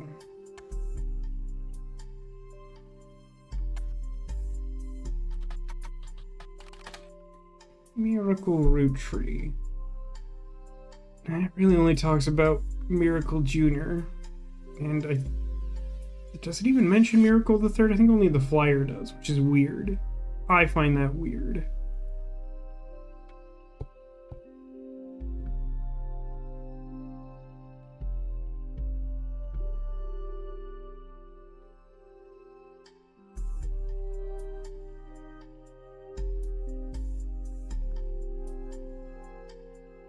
Just been going through some big changes, finally and very abruptly after being left on read for months. Finally got your job offer with very little time to prepare.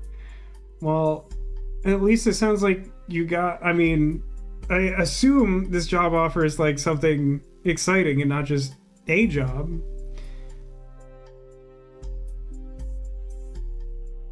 I imagine the current state of the FAA or whatever is probably affecting your life somewhat, eh?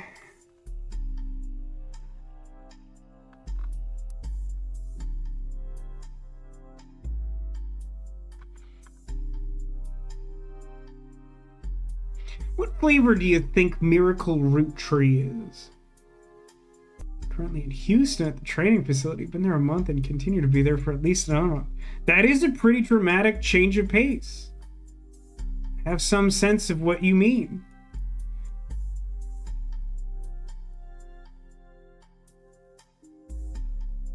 Hang on a second.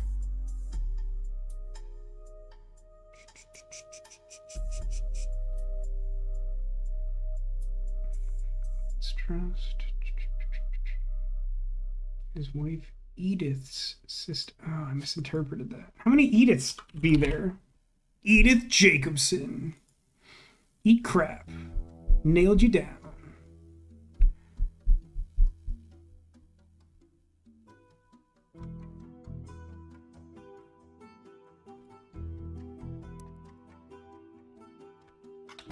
Beautiful Roottree wife, spouse, miracle Roottree, stupid name for idiots. I feel like that should definitely return some results.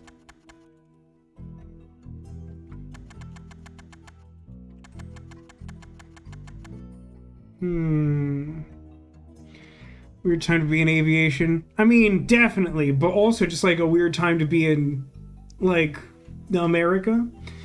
There's a fruit called miracle fruit. It's a cool fruit that when eaten makes sour food taste sweet. I feel like I've heard of that.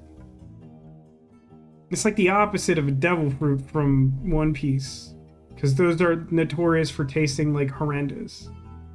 Much like the choice to name all of your children RH something that's not like a real human name for Earth folk.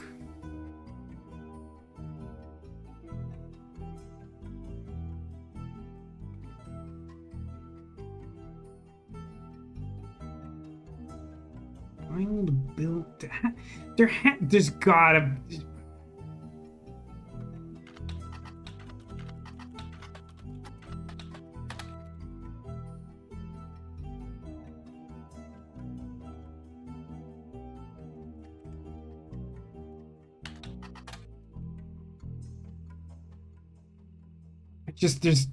There's gotta.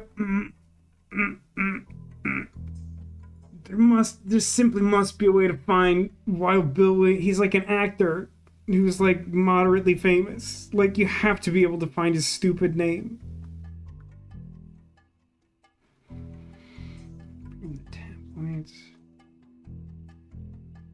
You know what? Let's look up Gwynn's movies. Maybe that'll tell us something. It shouldn't. Find some information on a website about old films, blah, blah, blah. Guys Like Us is a 1953 film in which two secretaries cut their hair short and pose like businessmen to get ahead in life until one of them falls in love with their client and hilarity ensues. Starring Gwynn, Roottree, Leslie Florence, and Harrison Lane. Title's a play on words, as it can be read that the two different... Yeah, I just pointed that out sort of earlier.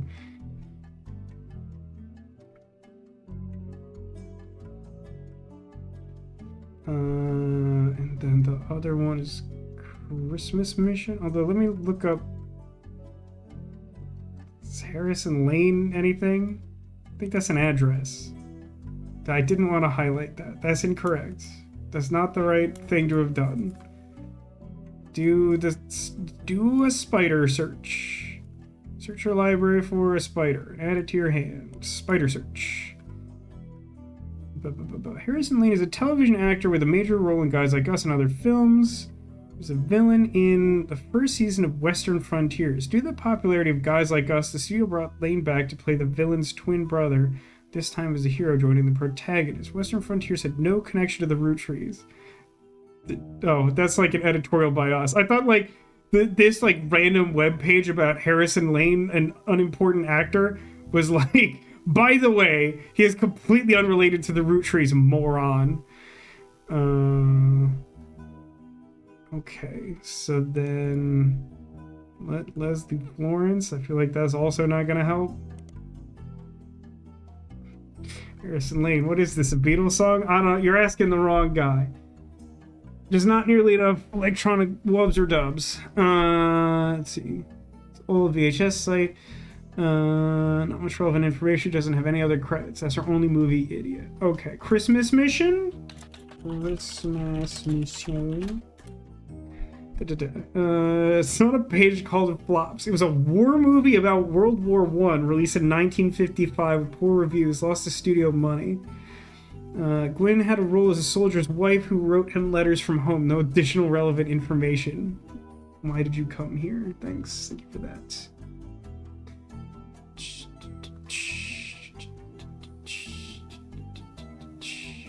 Mother took her mother's famous name. Win, Roottree, father? Come on.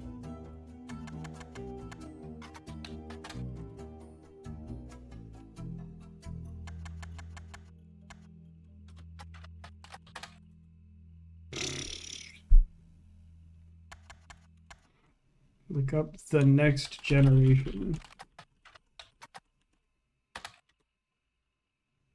The Next Generation is a television series in the Star Trek franchise that finished airing 2 years ago in 1996. Star Trek is primarily known for inspiring the song Star Trekkin' by The Firm, which hit #1 on the UK singles in 1987. Currently 2 spin-offs, Voyager and Deep Space Nine, are ongoing. Season 5, Episode 9 of Voyager is set to air in 3 days. Which episode of Voyager is that? None of this seems to have to do with your search for the Roottree family. That sounds like a personal problem, to be entirely honest with you.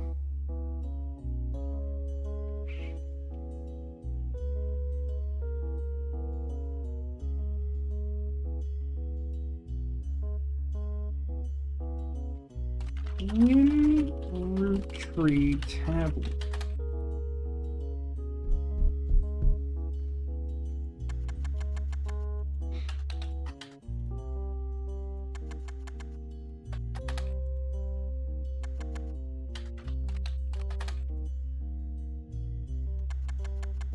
Search mechanics so stupid. 30 days. I don't happen to know which one that is. Dennis has got a job as a regional airline pilot. Been trying to make this happen for months.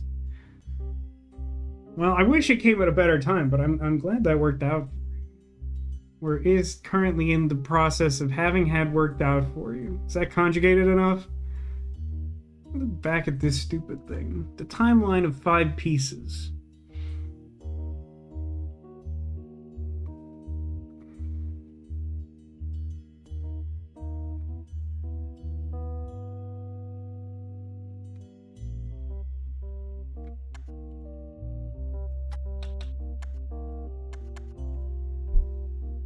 Yeah, let's go for it. What's the worst that could happen? Literally nothing. As anticipated.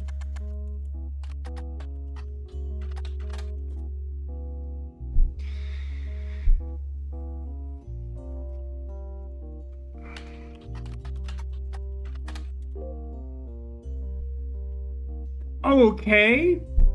That was a real lark. Butler County is located outside of Pittsburgh, Pennsylvania. While Roottrees Candy Company now has its headquarters in the city, the company began on a small farm in Butler County limits. There's a lot of history with the family. The Butler County Times is presumably a local paper there. There are likely articles from over the years involving the Roottree family and those adjacent to them. It's automatically been added to your periodical search interface. As a side note, a video game called The Roottrees Are Dead was once set in Butler County, and it turns out the creator never lived in or near Butler County or even had any connection there. That's peculiar.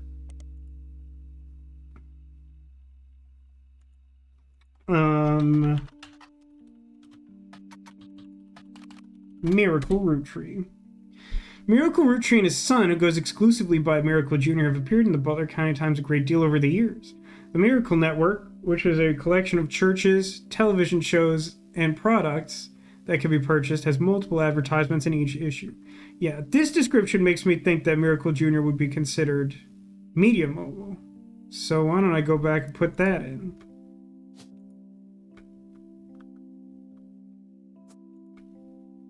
Okay, that didn't help. You do find one article mentioning legal troubles. Unfortunately, it's a throwaway line in an article about a tour they plan to make across the southern United States called the Three Generations of Miracles Tour. The author speculates they're going on tour to leave the legal troubles behind. Because of all their advertisements, the results in the Butler County Times are not particularly relevant to your search. God bless America. These friggin' miracles.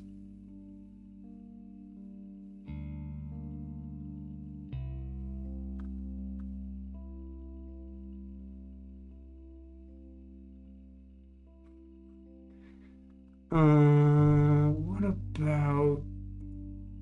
Here's a real long shot. This won't work at all.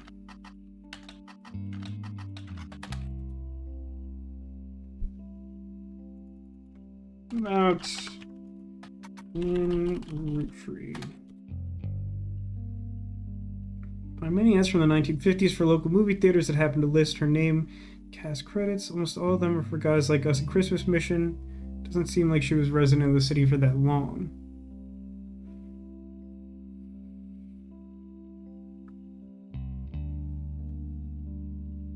That's about... Let's see... Edward Roottree.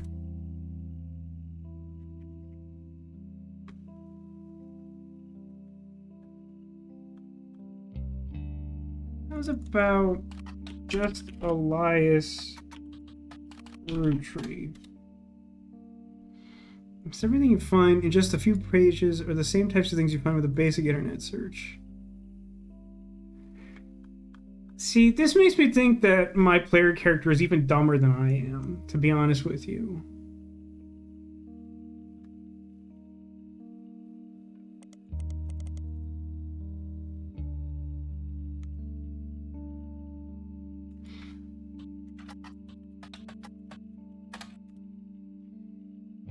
Maple Crisps. Maple Crisps are Roottree's most recent product, introduced in 1992. They're a series of circular, crunchy wafers coated in nuts and chocolate maple flavoring. It's not normally how candy coating works. You don't take candy and cover it in nuts. You sort of add nuts to it. There are exceptions to that, though. I find those candy bars peculiar. The website of offense says they came to be during the tenure of Ernie Jr., a former president of the Roottree Candy Company. There's a commercial that aired a few weeks back during the Super Bowl.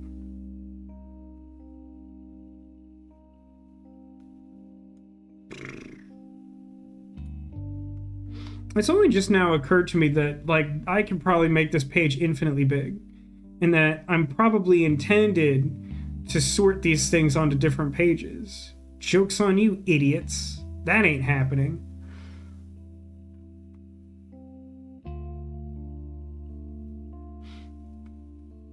After training, you're going to be based out of Washington, D.C. That's exciting. How do you feel about moving to Washington, D.C.? Do you like, know anyone out there, Ditto?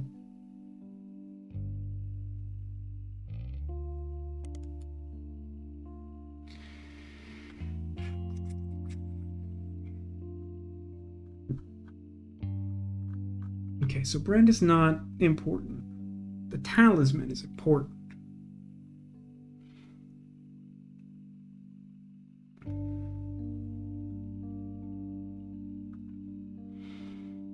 Is credited for inventing 5 pieces.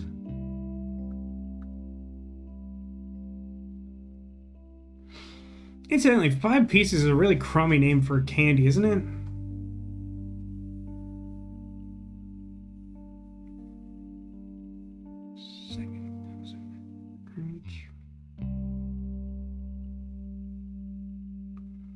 Just become president of Roottree at the time. Spearheaded Root. Does that make him like the 3rd president? He's a shot in the dark. How's about we call you 4th president? Just for fun, 3rd president. Okay, go leave you as 4th then. Actually, maybe you're 5th. You probably are 5th, just because by nature of being so close to the bottom, Contemporary.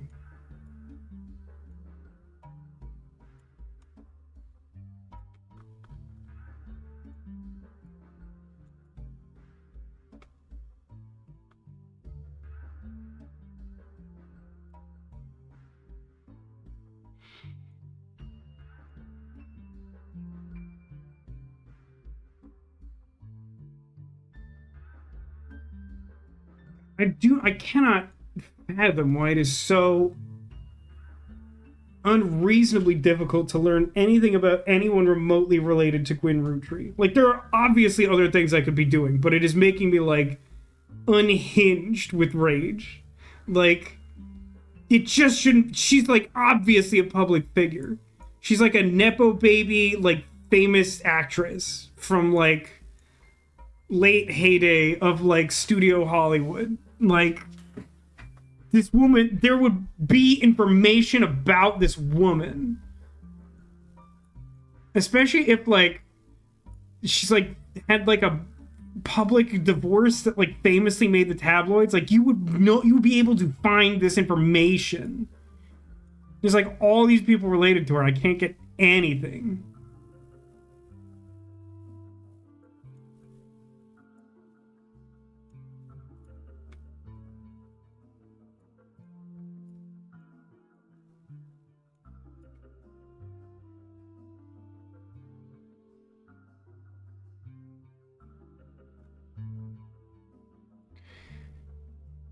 Family trees use surnames from birth, even if the person changed their last name after marriage. Always use a person's most recent occupation. I like how it tells you, like, one fact and one subjective rule that they made up just cuz. What's going on here? Multi-divorce? Multi-ball.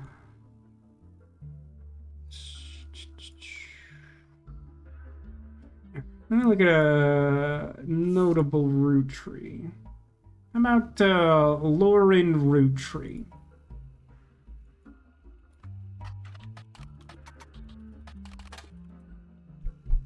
Author Lauren Roottree, distant relative of the Roottrees sisters, is known for her book A Life Between Wars. Distant relative of the Roottrees sisters. That's not very helpful.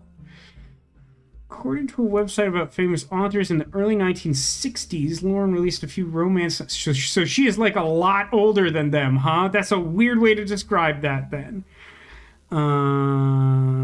Released a few romance novels under her married name, Lauren Rafferty. Her publisher learned she'd been keeping diaries about her famous family. They insisted she release them under her original name, Lauren Roottree, to take advantage of the family's notoriety. A selection of diary entries released in 1965 as A Life Between Wars. Wait, that's what that book is about? It spans the untimely death of her husband in World War II to coping with post-war world as a young widow and mother, as well as her perspectives on changing times and socialites. My brain wanted to read that as socialities, and I'm like, that's wrong. Life... After the success of her diaries, her publisher re-released romance novels under the name Lauren Roottree. This included Romance in Court, which gained popularity. She followed the re-release by writing 2 new sequels, creating what fans referred to as the Court Jester series. Okay. There's like a lot going on there. Add that to my copybook. Close the copybook immediately.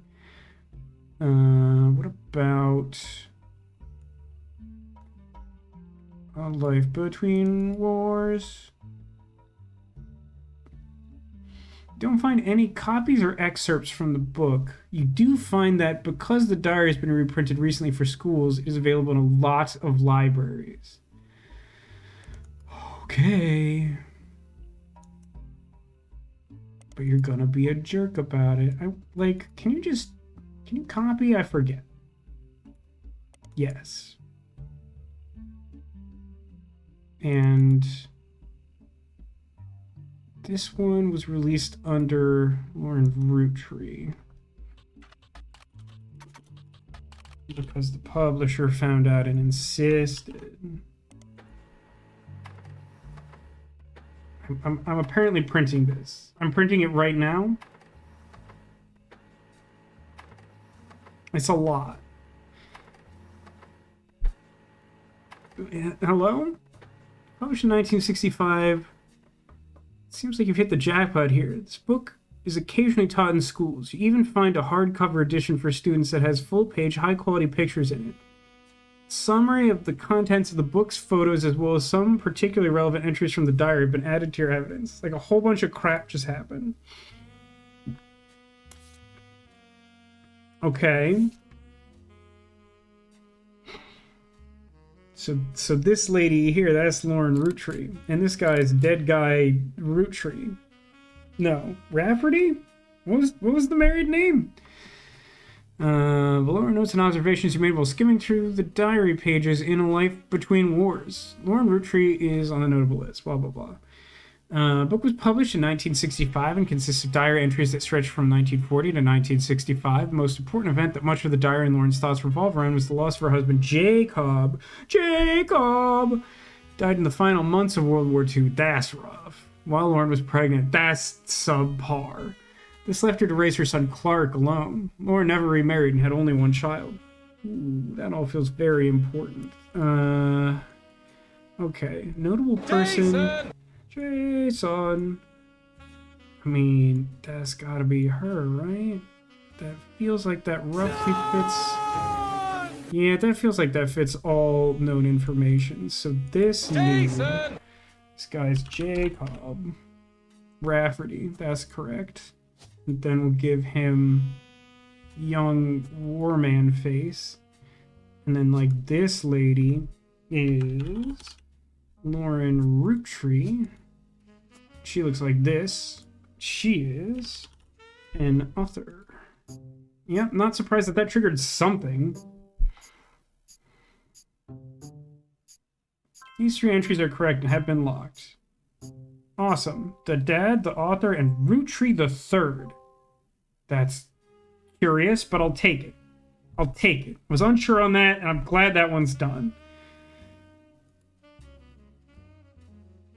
Booyah. The lady's back. I'm in trouble. Or maybe I got a prize. I'll try to keep that momentum going. Carl's office was a mess, thanks to some burst pipes. That sounds like monkey shines to me. But I unearthed a photo from a 1970s Roottree reunion. I also found some important-looking papers. Paris! Do you know who often went back to Paris? Wild Bill Williams! You've traced 9 blood relatives so far. I'll have more to share after you find 9 more. Okay, I'll never see you again, thanks!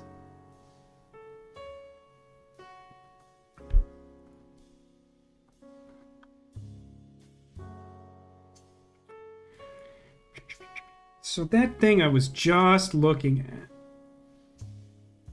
was an evidence, and it had Clark Rafferty?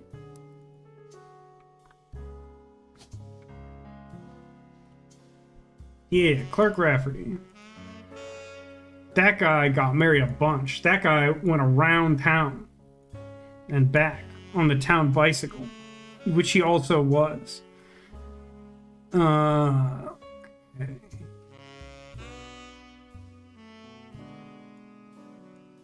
So this idiot's definitely not locked, and neither is this nerd. Hate this guy. He should be easy, but he's not, because jobs are stupid. Which is both a commentary on the occupation system of this game, and also just sort of a general life observation, if we're being honest. Okay, I have like 1,000 clues I just obtained. Do I care about anything else listed here? She never remarried and had one child. You glean the following information. She was granddaughter of Elias and Gwyneth on her father's side. Cool. Mother's family was called the Cosels, but she hardly ever mentions them. The Cosels? Father was always referred to as Pop. He was the head lawyer for the Roottree Candy Company and helped write a legal doc. Oh, that's important.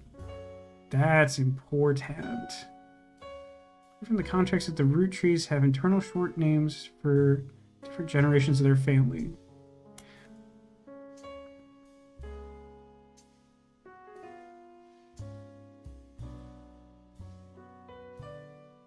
You know what? You know what?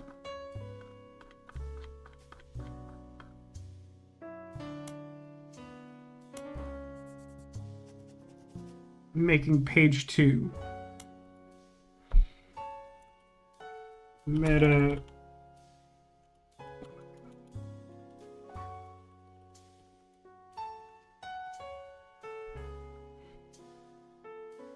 I'll put both of these suckers in there.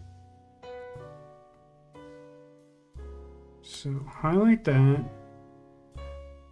And highlight this. I see why you would search the next generation. It's weird that they called themselves that like way before the next generation is like a thing you would say. Free spirit. Hey, what's the worst generation? What's the one where like 9 pirates like went to the red line like at roughly the same time and the government got really mad about it?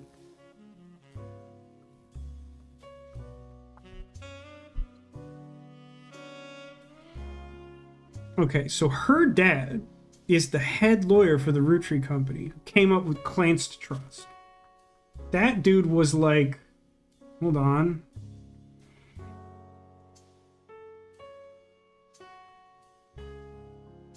Nope. Clancy Edward Roottree. By Jove.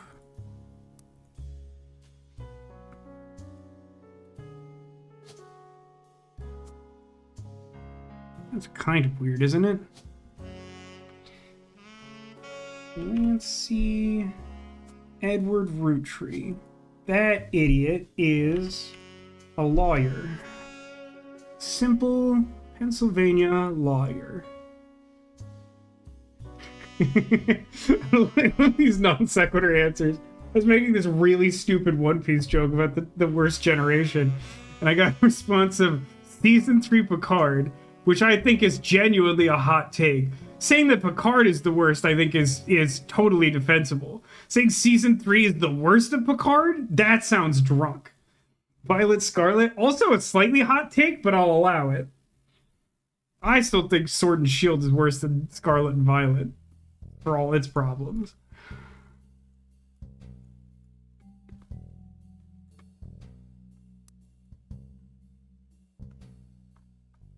Oh boy. There's a lot going on here now. So I need this. I just need this. Here's a bonus. When I pulled the water damage picture of the free spirits out of the frame, this fell out too. Written on the back of the photo is, couldn't make the reunion. Wishing you well from Paris. Gwyn and the MFing boys.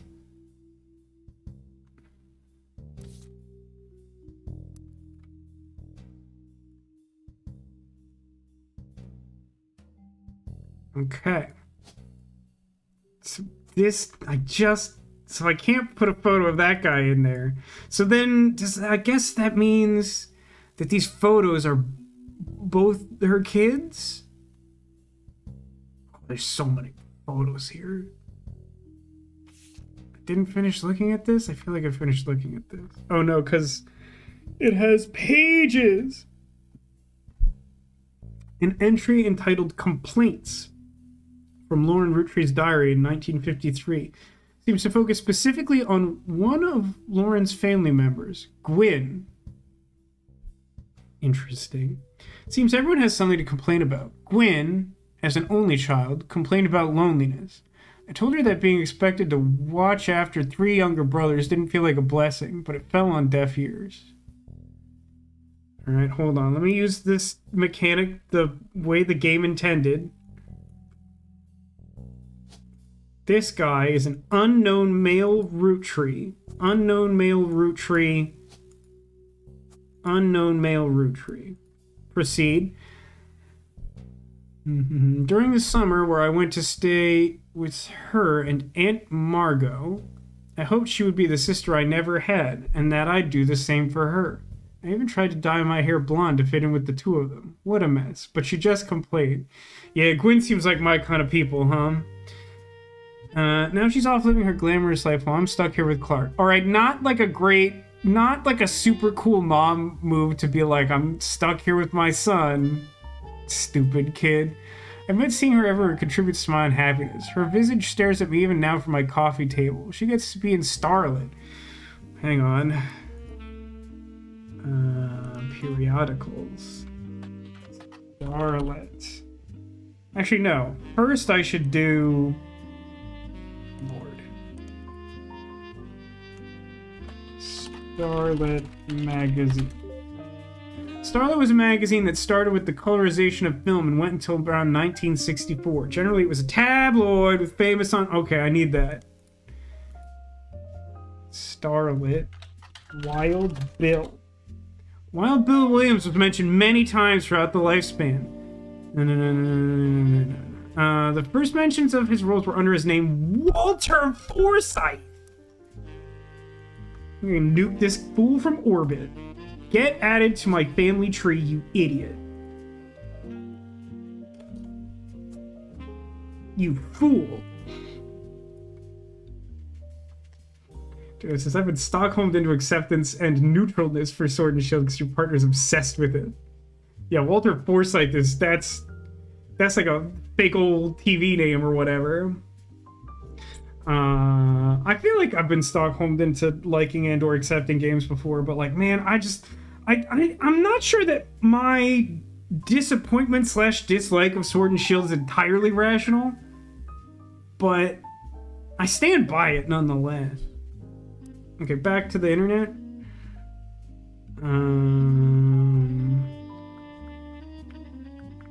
Marvel Strike Force. I wouldn't say that. Like, I think I've been pretty consistently negative on that after the first, like, 2.5 months of it. Yeah, well, naturally, Wild Bill was Walter Forsythe.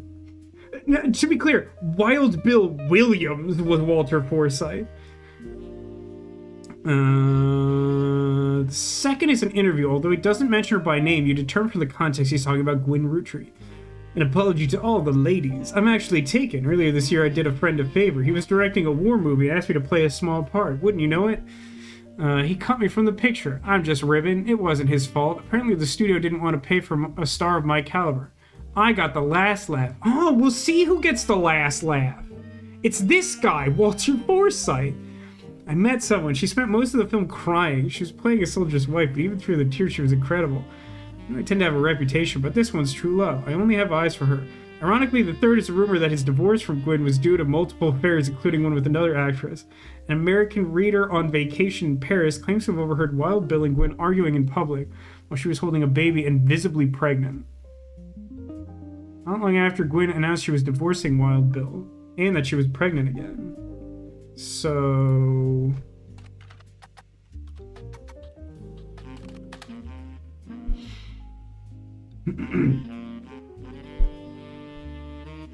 Nico says she can't hate Sword and Shield because it let you have Long Meowth as your starter Pokemon. What's your starter Pokemon?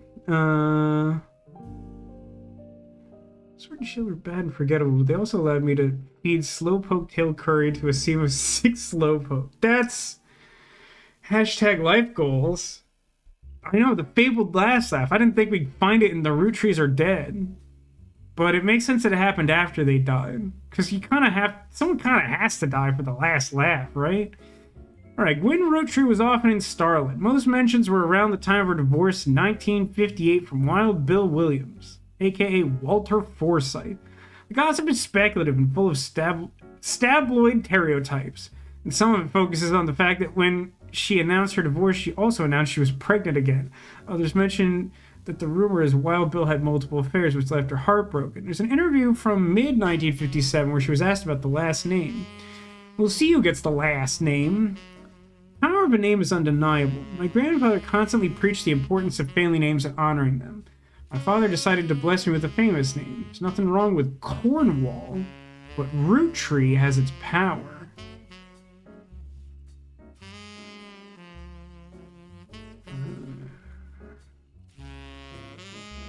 Husband similarly goes by Wild Bill, an infamous name he repurposed for himself because he didn't have the benefit of being born with a famous one. But Wild, combined with the alliteration Williams, is incredibly memorable. It's something. Hold on. I need to change my notebook. Put this back in 1. Cornwall. Actually, is there only one Cornwall? There could just be one Cornwall. Her dad is not a Roottree, so he's a Linus Cornwall. That seems era appropriate. This is a lot. Boy, I wish I could summarize anything, Critwitch. Do you have any questions? I'll try and, I don't know what I'll try and do something for you. Say the worst generation is X and Y. Could not possibly agree less. I really like Mega Evolutions. They're like the only Pokemon gimmick that I like really like.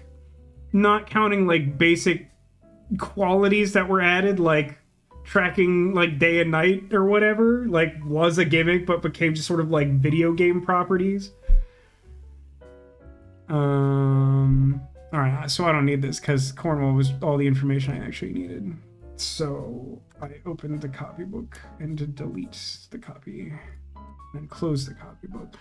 Although we've relocated to Paris, I know your readers love to keep up with my husband, so consider this a styled exclusive with both of us. Child in the way sticking the Roottrees as last name, not Williams. Plan to lean into the... But we also plan to lean into the alliteration. That's not going to help because there's going to be like a bunch of other Roottrees that start with R, right? I mean, it's something.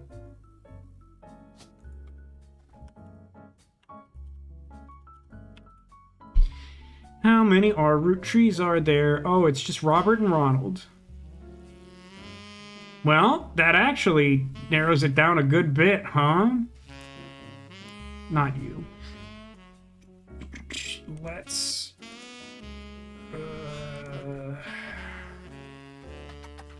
Ronald Roottree. Obviously doesn't exist.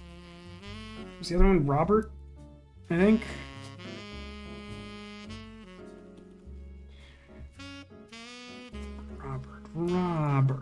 Bobbert, Rob.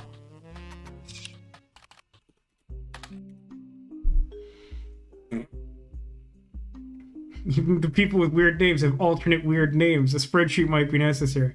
I mean, basically the purpose of the game is to compile that spreadsheet. Where to start? Okay, I'll give you some cliff notes just to recenter ourselves. This might lead into wrapping the stream pretty soon. But here's where we're at. So the Roottrees are dead. This is the first most important thing to keep in mind. What this actually means, I think it's specifically... I think Carl and his daughters died in a plane crash.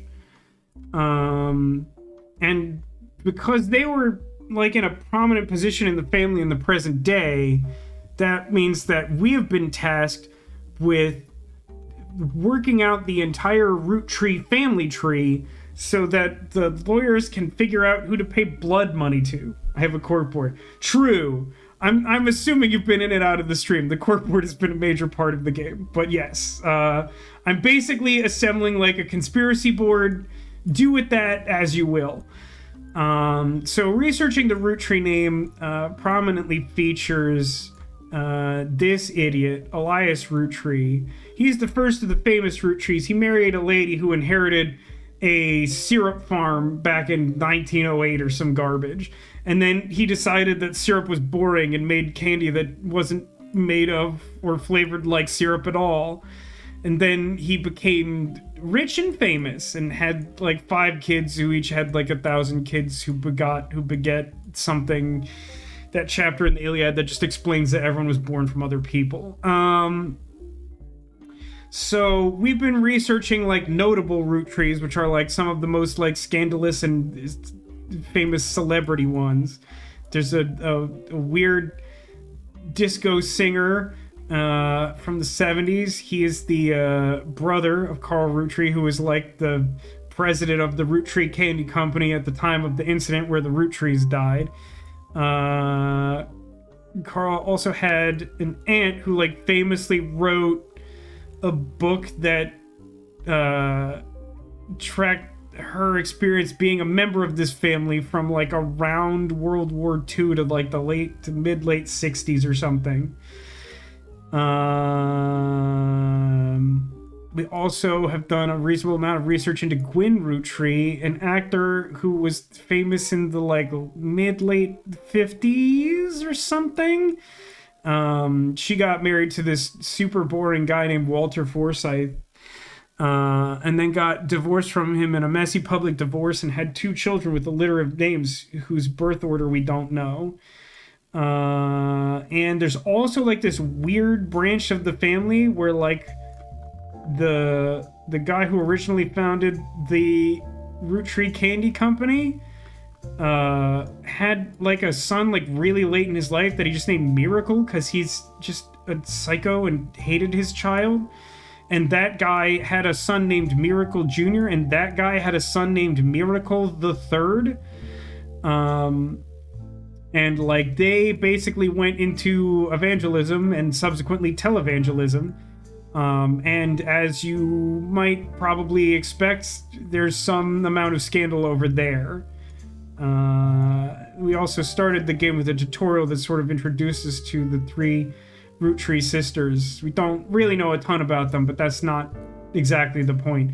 They're all models, and now they're all dead. Long, and none of it sounds true at all. It's pretty aptly timed, because that was about as much as I had to say about any of that. We put in a whole lot of work and like haven't really done that much, so like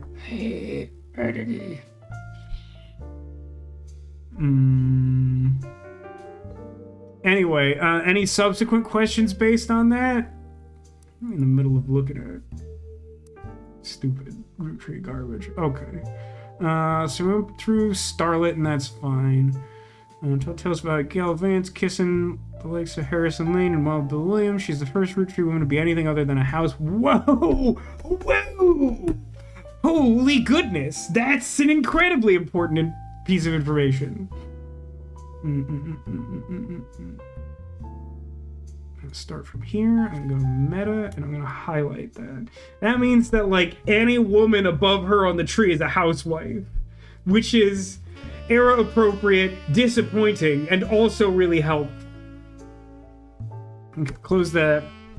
Off topic. A girl with all the luck in the... Hey, I will say this. I don't know how you write a game like this to have this type of information and be findable and usable, but like I appreciate that there's like things that feel like they might genuinely be an aside in like another piece of writing that is like clearly just like a trick logical fact to add to your corkboard. Like that is spoken directly to me, the player. That's not for the magazine. But I'm off topic. A girl with all the luck in the world was jealous of me, and now, though I've been undoubtedly burdened by this terrible tragedy. It's a tragedy, that's all it is. I'm not going to be born into a family that can support me for eternity. I can raise a child without worry, unlike countless other widows. If any of them hear me complaining, they would rightly scoff at me like I do at Gwyn. Dynasty. An entry titled Dynasty from Lauren Roottree's diary in 1958 focuses on the day her grandfather Elias announced he would step down as president of the candy company and the meeting to determine his successor. Oh, this feels important. I wish I'd been a fly on the wall today. Clancy told me that everyone got quite heated. Granddad was furious none of his sons would take over as his president, but that's what he gets for holding on to him so long. Honestly, fair. With architects, preachers, and lawyers, nobody's got time for candy. My God. She's like the Rosetta Stone of this family. Yeah, I have to add this to meta as well. Because, like, that summarizes the jobs of... Wait a minute. If those are all the jobs of his kids, doesn't that mean that Miracle was probably also a preacher? That seems most likely true.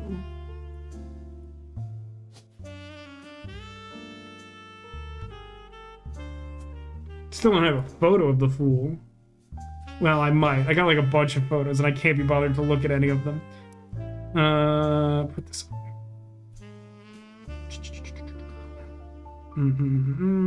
Nobody's got time for candy. So with the 5 pieces refusing to step up, it came down to next gens.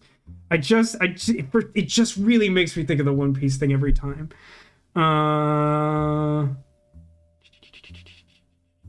argued at length that the company should stay with our branch of the family, since we still have the Roottree family name. My God!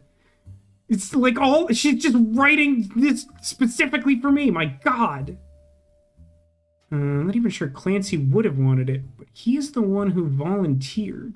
Instead, it ended up going to Zach. Who's Zach? Even though his surname doesn't match the candy, he's the firstborn son. He's the firstborn son of the firstborn 5-piece. Okay, hold on. So his name is... Okay. Whoa. Hello? You all right there, video game? I think the sync got even worse, and I don't know what caused that. Seventh son of the seventh son. Alright, so this guy is Zac Efron Roottree. He has to be Zachariah Morden, because you wouldn't write Zach with a C if his name was actually just Zach with an H.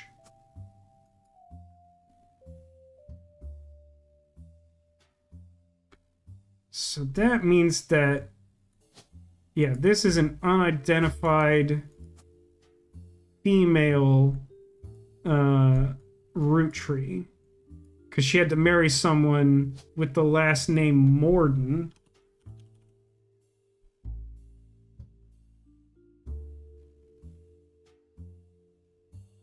I mean, I guess that's James, right?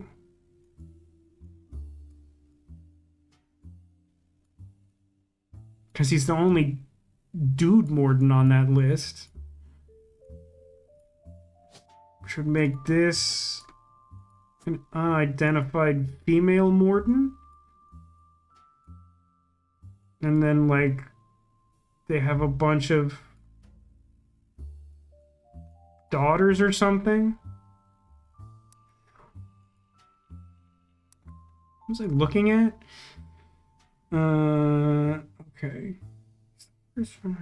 So he would be what? The second president or the first president? How do we... No, the first dude's calling himself president. So I don't know why that fool hasn't locked in. Is there like another proto-president? Doesn't look like it.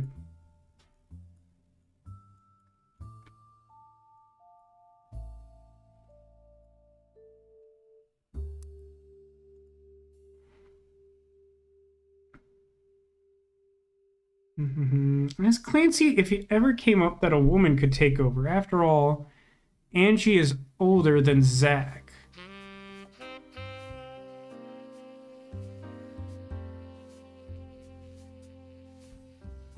I don't know what to do with that. Oh no, wait.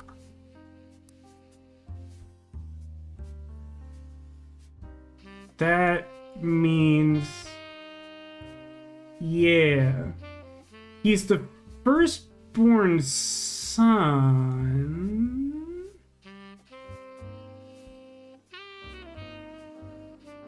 But he's not the oldest, right? So this is... Angelica Morden? And this is... Zachariah Morden?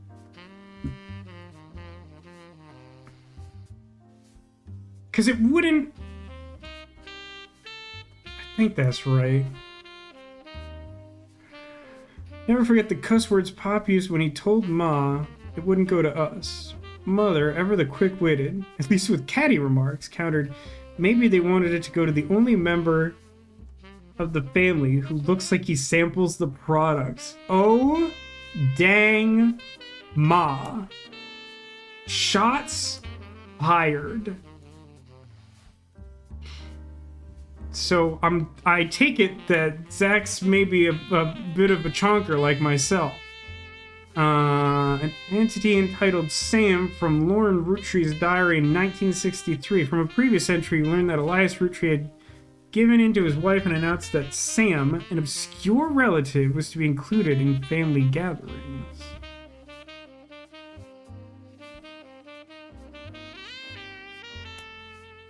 Just gonna keep putting stuff in the meta facts. That's all this is for.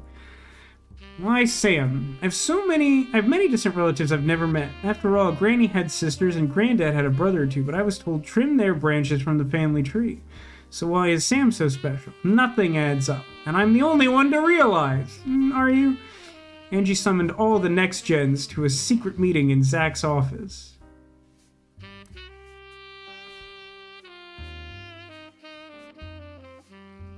Okay. That tracks. Just making sure everything's still consistent. Gwen's in Paris, but the rest of us, including Miracle's boys, spent ages trying to unravel the mystery. I didn't recognize Sam at Uncle Junior's... Oh, God. Uncle Junior's wedding to Patsy? Hang on.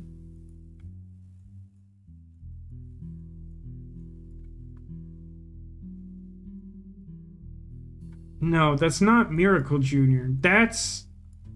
Yeah, that would be...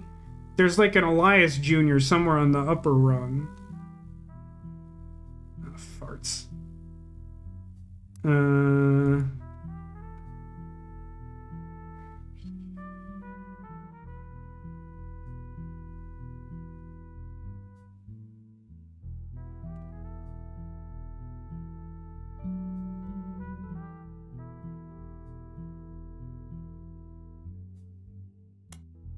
Gonna highlight that. Clancy swore he saw Sam working alongside the farmhands EC and John when he used to drive past the old... Okay, hold on. Let me undo that last one and include more of this. Eli, Miracle's youngest. No, there's two Elis? There's two Elis in this family? Miracle's youngest. So then...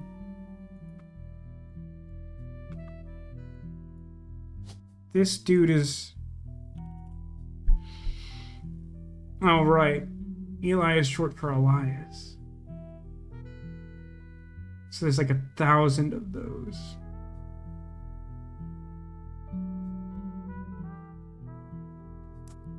Let's add it to the copybook, why don't we?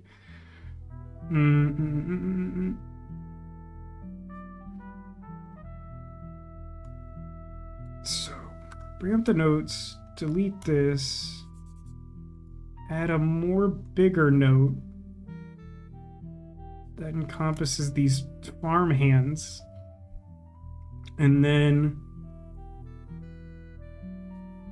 running his mini bike alongside the farm, Sam gave him some old tools and taught him how to make his bike's engine faster. None of us think that proper for a multitude of reasons, but Eli sure seems thrilled.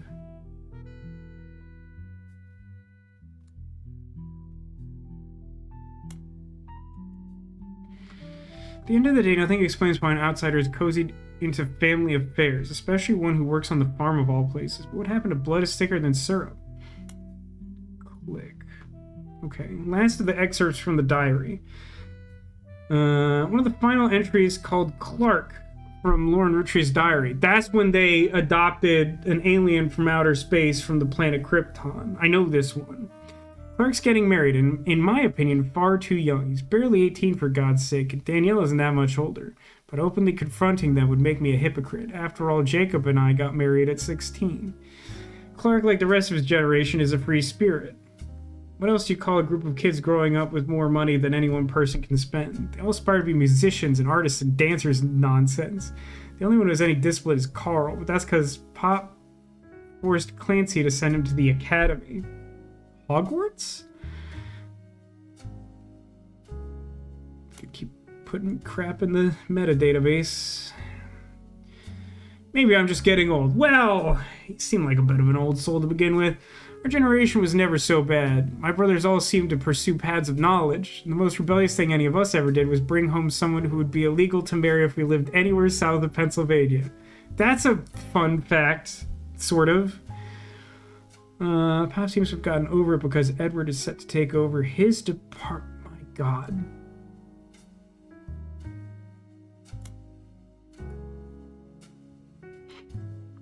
As for me, my first published book, Swashbuckle My Heart. Oh, you better believe I'm gonna stop doing this and search. Oh, come on.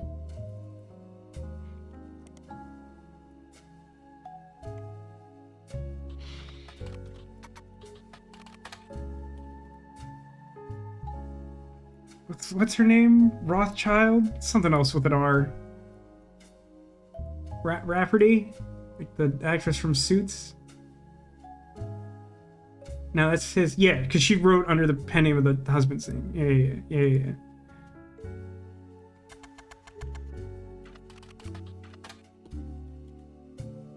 Out of print, no copies available. Re-released as X Marks the Spot.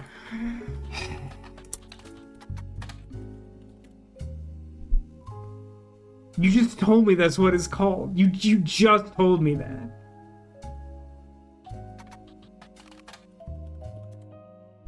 Found it. Published 1974 softcover fiction romance. According to the back of the book, this is A Buried Treasure by Lauren Roottree, and from the author of the Court series. It also says, keep an eye out for Lauren Roottree's next book, Revisiting the Diary 10 years later.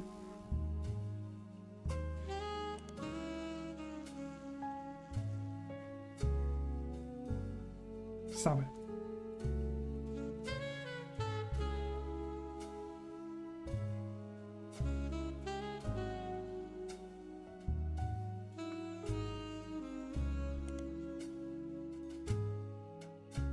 There isn't a lot of information on this book out there. You only have one hit on the internet. There's a rare book forum post where someone appears to be asking specifically about this version.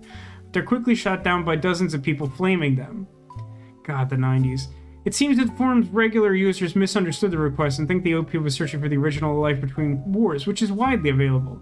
A lone helpful voice in a sea of trolls is a person named Dewey Decimal Lover, who points out that many libraries can assist in finding rare books. Well, I suppose so.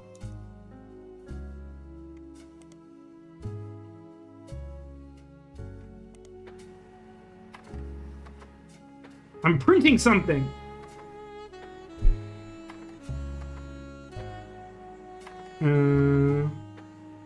Roottrees says, I feel like this is a one-sitting game for me because there's no way I'd remember anything from play to play the way I play games. I think that's fair. I think I could manage it, but, like, that's because I'm, like, wired wrong. This is, like, a lot. It's a lot. I feel like the notebook is enough of a resource for me to mostly keep track of things, but depending on how long the game goes, it could definitely balloon. Also, it's really easy to forget to go back and search stuff, especially if you find, like, multiple pieces of information at the same time.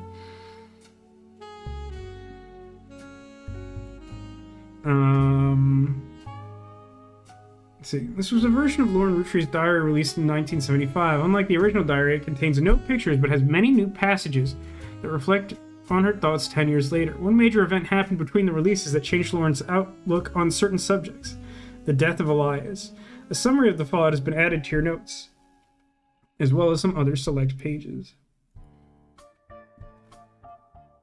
Wow, I'm surprised that Swashbuckle My Heart got me there.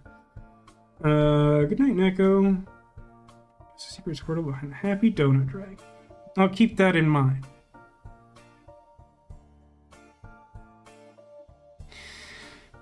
I think he'd be proud that Clark and I are carrying on his name.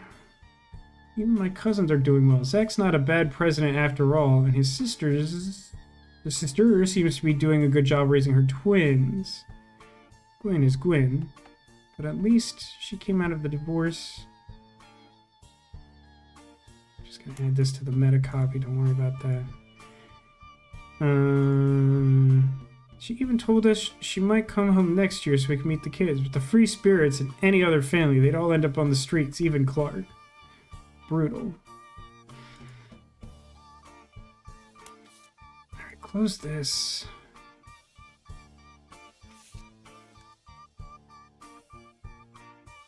I'm visiting the diary 10 years later. Oh my lord.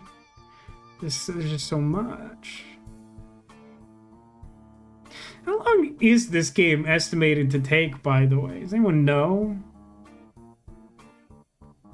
These clues be ballooning, bro. I mean, some of them are just like photos and crap. Like, dang.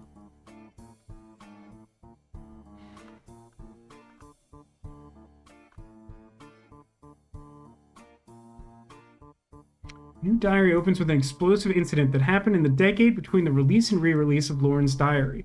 Elias Roottree had died, and during the reading of his will, there was an audible gasp when a certain name was read aloud. Samantha Roottree. Although Sam and her children were not meant to receive monetary inheritance, he had a stipulation that she retain rights to run the farm and any and all decisions related to it. That's a lot. Around 7 to 8 hours? Really?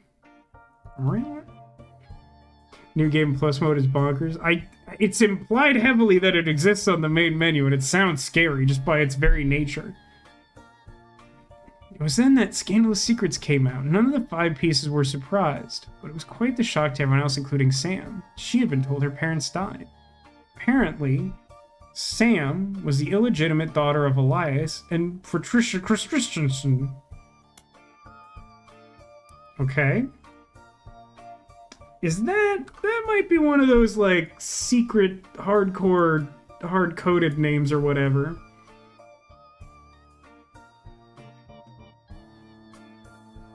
Because, like, I don't really see a place to put that in here. Patricia, the daughter of a local steel mogul, and Eli Jr. had harbored a secret romance at age 16. She became pregnant, and after the birth, her father refused to let her see Eli Jr. ever again. Her baby Samantha was sent to the Roottrees. Elias hid her away with the local farmhand known as EC Metal Gear. Patricia was married off to a much older man and sent away. And that was the end of that. Almost. None of the next gens had ever met or heard of Patricia until she unexpectedly reappeared. Now going by Pat's. God bless. God, Jiminy Jillikers. There's a lot going on this page alone. Never mentioned their wedding in her first diary without knowing Patsy. Says, yeah, I noted that. I wrote that down in my copybook. Patsy and Eli Jr. finally married. Elias decided Sam should have been a Roottree in the first place, even though she was not part of the Clanced Trust. He wanted to include her in family affairs, and that's what led to Lauren's initial entry entitled Sam. I feel like I should just copy this whole page into my notebook, which isn't very helpful. But I've decided I'm doing it anyway.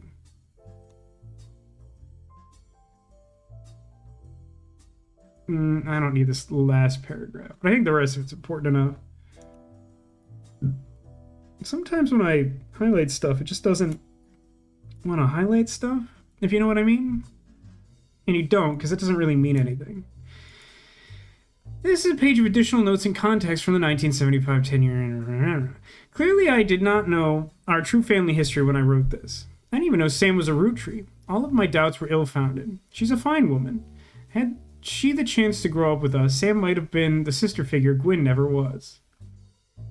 That's rough. Also, you're, like, weirdly fixated on that to a degree that I think is problematic.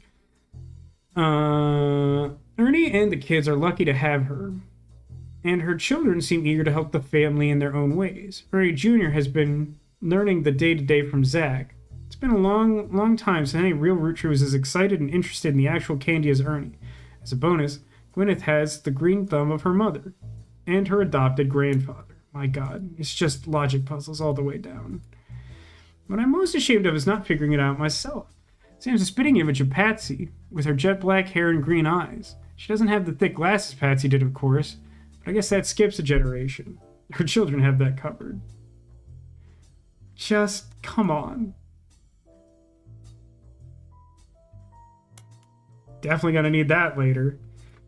Why don't I just, like, shove this book in my notebook? Like, the whole thing. It's hard to explain the look on Pop's face when they read that the farm's operations would pass to Samantha Roottree, for as long as she was willing. I got flashbacks to when Zach was made president. His mother reframed it a bit to calm him down. Sam wouldn't receive any candy money, after all, and was essentially inheriting the right to rule over the peasants for eternity. I think Lauren's mom kind of sucks. I think she might be Just like a shrew of a woman. Pop warned us away from that farm for years. I never met EC in person. EC! But Pop once referred to him as a confirmed bachelor. Sam had to grow up in a house with him and his roommate, Mr. Miller. That feels ominous. So hang on a second. EC.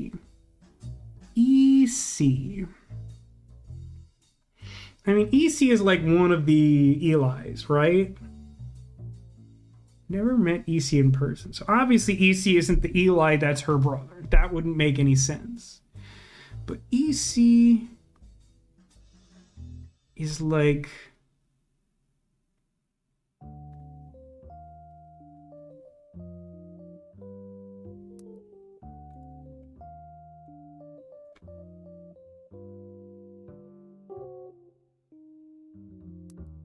This is gonna be tough. I might be both too tired and too stupid to work this out. Apparently Sam was the illegitimate daughter of Elias Jr. and Patricia Christensen.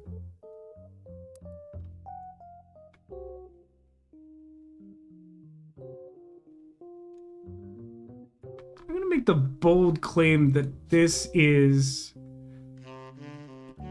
Elias Jr.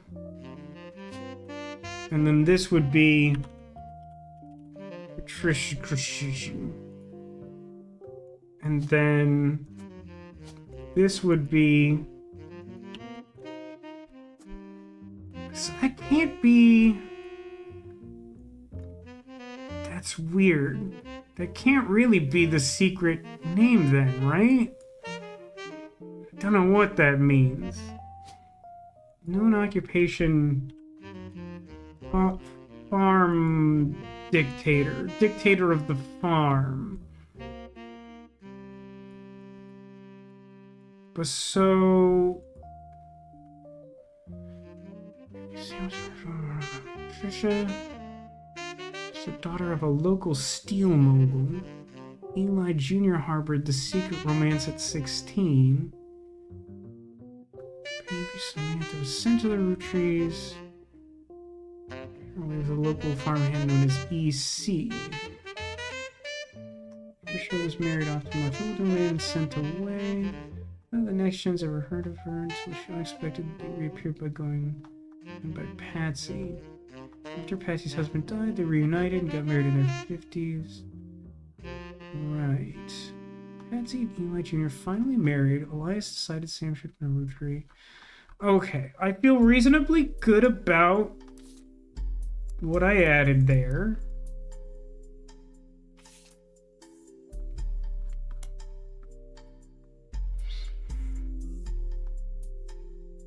But then... Never met EC in person. But Pop once referred to him as a confirmed bachelor. Okay, I think that might help. No, that doesn't help at all. Because these people all have spouses and children. And I would expect, at least in the eras we're talking about, that... Well, I don't know. Beards exist. It just doesn't help me narrow anything down. I'm not sure Sam will ever forgive Uncle Junior. I hate Uncle Junior is an insane thing to call a person. Patsy for abandoning her to that life. If I were her, I might never forgive them either, but even so, she seems to blame more than just the two of them. She has no problems with the next gens, but she has a palpable hatred for the five pieces and the grandparents.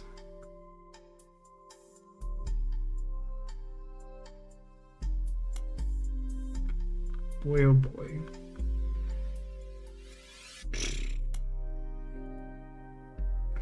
This page of additional notes from 1975 re-release. It's a companion piece to the entry about her son Clark. Reading this back, I get deja vu. As I write this addendum, Clark's gotten married again.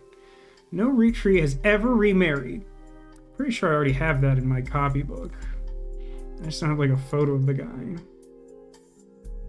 You gonna tell me any of their names or anything? I lost Jacob, And Gwen divorced Wild Bill before she had her second. Not that I can blame her for that. I seen what he gets up to in Starlight, but neither of us ever took a second husband.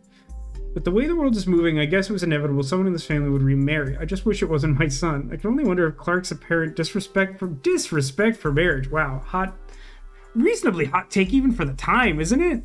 Like, it's one thing to, like, divorce. It's another thing to just be like, never consider remarriage. I understand that some people do, and that's totally fine.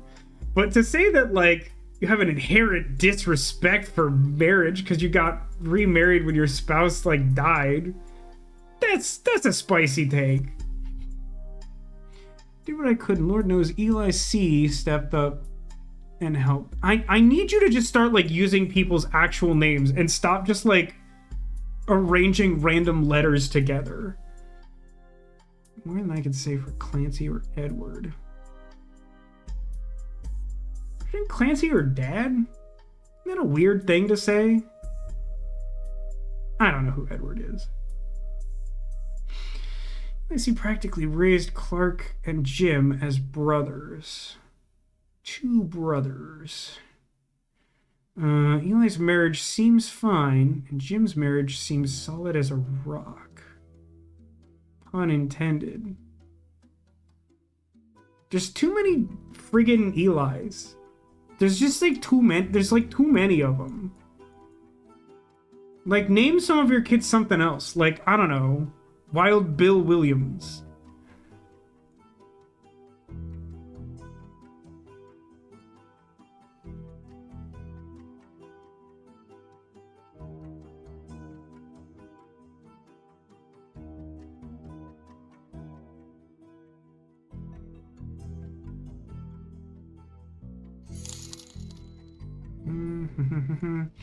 I wonder if Clark's... This all feels important. Demolition. Thank you for 10 gifted subs. What are you doing over there? Thank you very much, Demolition.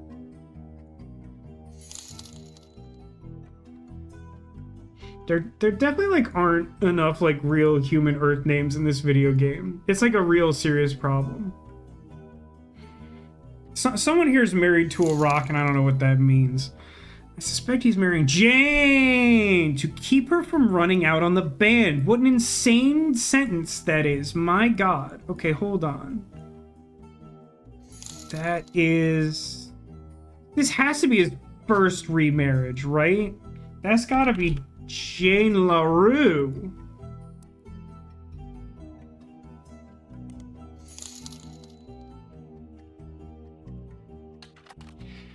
Jane LaRue.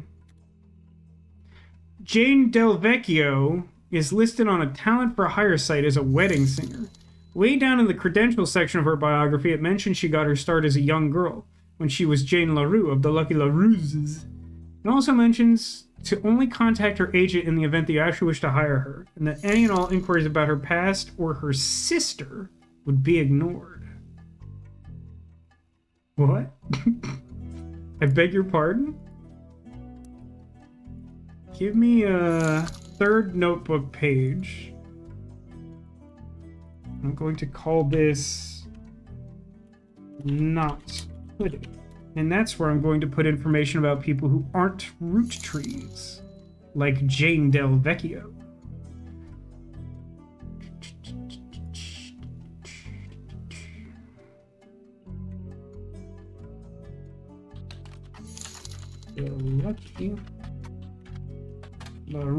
LaRuxes. No, same thing. Okay.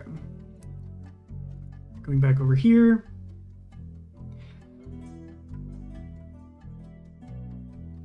She's marrying Jane to keep her from running out on the band. Without her, he'd be the 3rd wheel. I imagine they wouldn't last that long as a trio. But I still don't think a marriage on such a shaky foundation can last. And I'll leave that for now. Page from the re-release. It's a companion to nothing in particular, but addresses feedback. The biggest complaint I got after publishing my diary was how many similar names there are. Yes, correct, agreed. I get it, there's 4 Elis, but for Pete's sake, that's how it is. Someone would say, I saw Eli in town, and I wouldn't know which one they meant. My brother, my uncle, or my cousin. My mother, my sister, my mother, my sister. That's why they became uncle... Okay.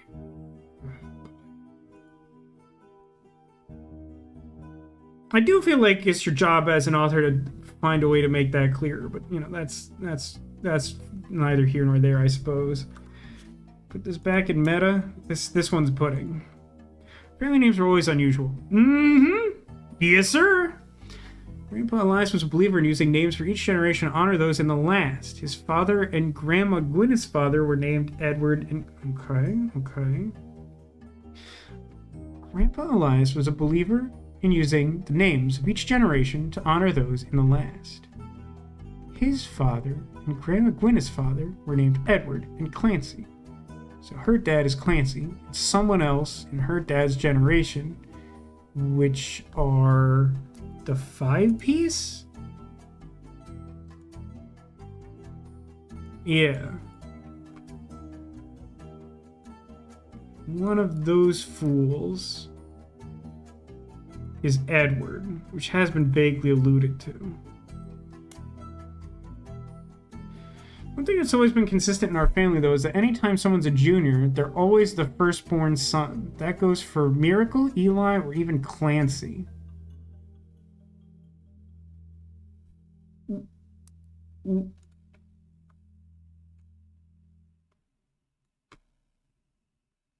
Oh, so... firstborn son. And we know that she only has brothers. So that means that this guy is Clancy Roottree Jr. Okay.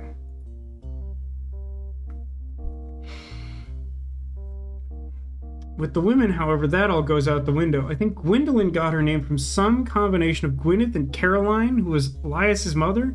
Women's names tend to get all mixed up as the generations went on. Guess that's why there's no female equivalent to Junior. No, that's just sexism. That's just misogyny. That's all that is. This definitely has to... let's just copy the whole page. Why don't we just highlight the part that isn't important? So if you're reading my diary and you're confused, you're not alone. Even the government had problems. I remember once receiving certified mail for Edward Clancy Roottree. Had to break the news that they got my father's name backwards. What do you mean, break the news? That's weird. There's a page from 10-year anniversary. Not a companion to anything in particular, but rather a fun bonus. Apparently, this is the first thing she could find that she ever wrote. She knows it was for a school assignment about anger and believes it was based on believes based on the teacher's name that she must have been in the 3rd grade. She doesn't exactly remember when the events happened. I got angry when I met a new girl who I do not like. She was dirty and did not have a pretty dress spelled wrong. Me and Pop walked home in town and she hugged him. When I told her he was my Pop, she pushed me. I got angry and yelled at her, and Pop said to treat her nice. Then she said, "Your Pop is my dad." She screamed it loud in my ear. She was lying to me, and lying is not a nice thing, so I pushed her too, then I got in trouble. Pop took her away. He told me, "Don't worry, I'm glad she is gone." What on the earth? You don't have any female siblings, as far as you know, and have written extensively.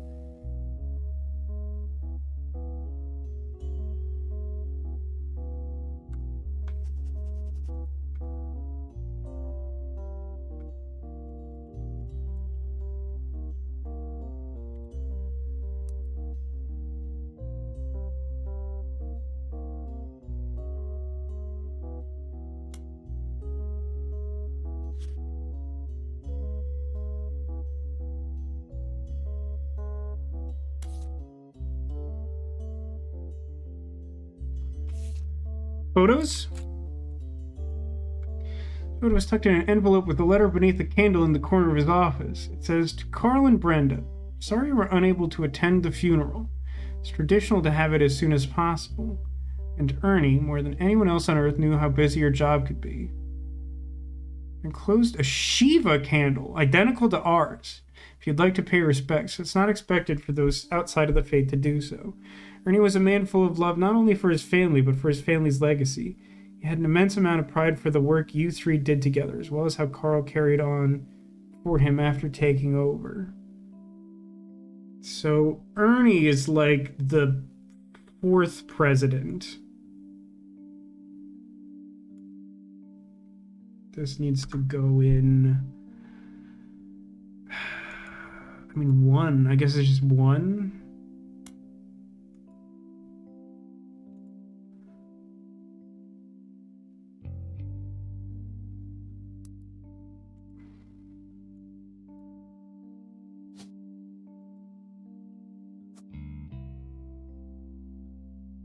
Pretty sure that's what I'm looking at.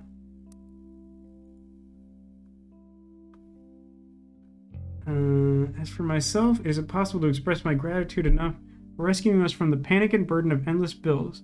Though we caught it too late for him to get on the donor list, the company took care of us beyond our wildest expectations. It went unsaid at the time, but Ernie and I knew it had to have been Carl that convinced the trust, and that it was no coincidence that it happened shortly after your visit, Brenda. Up until the end, Ernie and I had to stay strong, especially for Nicole's sake. Could never have done that without the two of you fighting for us. Debbie and Nicole. Oh, maybe this is this them? It's probably them. Okay. So then...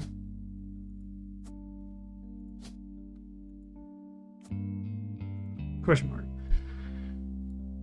Ernie and Deb and Nicole. The other Nicole. There's a Nicole somewhere that I'm supposed to place. Knowing the other Nicole would be helpful. But who is Ernie? Ernie is somewhere in the 2nd generation, I think. I don't know.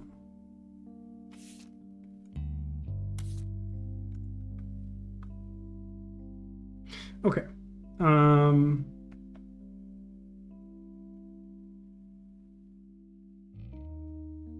Really hates that transition. I don't know what that deal is. I'm gonna say that's probably gonna be it for tonight. Save and quit. Save and quit.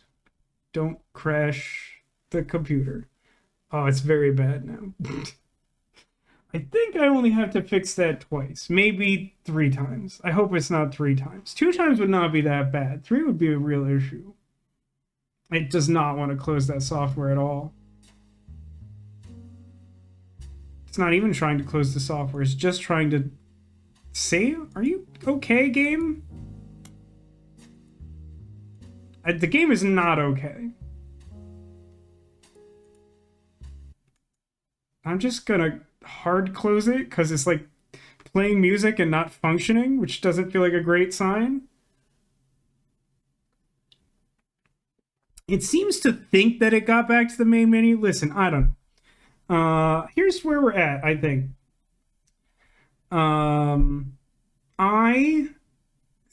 Well, my plan was to play this tomorrow. I'm not sure what the level of interest in that is. I think that the game is interesting. I don't know if it's interesting for the audience. But I don't really have anything else prepared at the moment. So it's basically like Roottrees or Balatro. I think if it's feasible to finish it tomorrow, I would enjoy doing that. I don't know if people would.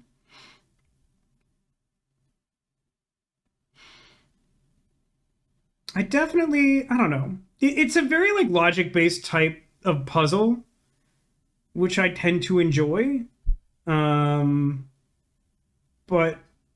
those aren't for everyone, so I don't know. Yeah, I mean, I think we'll just stick to it. I think between 2 imperfect options, I think there's more interest in this than Random Balatro. So we'll take a shot at this tomorrow and see how that pans out. And I'm going to try and keep it short from here because I'm going to have to edit this heavily, and the less that remains when it's broken, the better for me.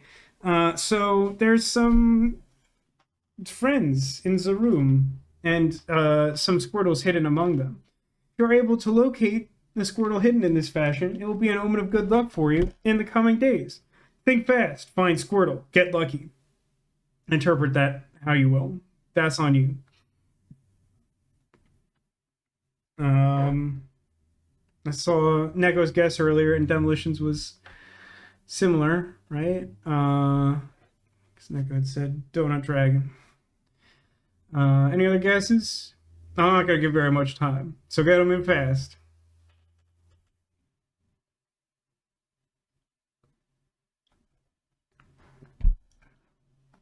I'll start here because it's here, and there's multiple guesses for it. Look, there is a Squirtle behind this donut friend. Got Clarice and Eve. All right, let's take a look.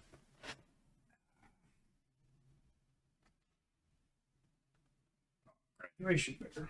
Good friend. Behind Clarice and Rudolph, also a Squirtle. This is the one Sarah made. And behind Eve, you guessed it, it's another Squirtle. That's right. There's Squirtles behind all the couples. Because, you know, it's the end of February. It's March now. So, yeah, I figured throw some Valentine's Day friends out and do the thing. Anyway, that's gonna do it for the stream tonight. I hope you've enjoyed this. Thanks everyone for watching. Thanks for being here. Thanks for being you. And I hope to see you again soon. Tomorrow we're gonna see if we can round out the Roottrees. I honestly think it's pretty plausible. I mean, unless there's like a secret expansion of the family tree, which it doesn't sound like there is, then we should probably at least be able to get most of it done. I don't know what the top secret memo is. But we'll work on that tomorrow. Anyway, again, thanks for watching. Remember to take care of yourselves and that you are Colosso.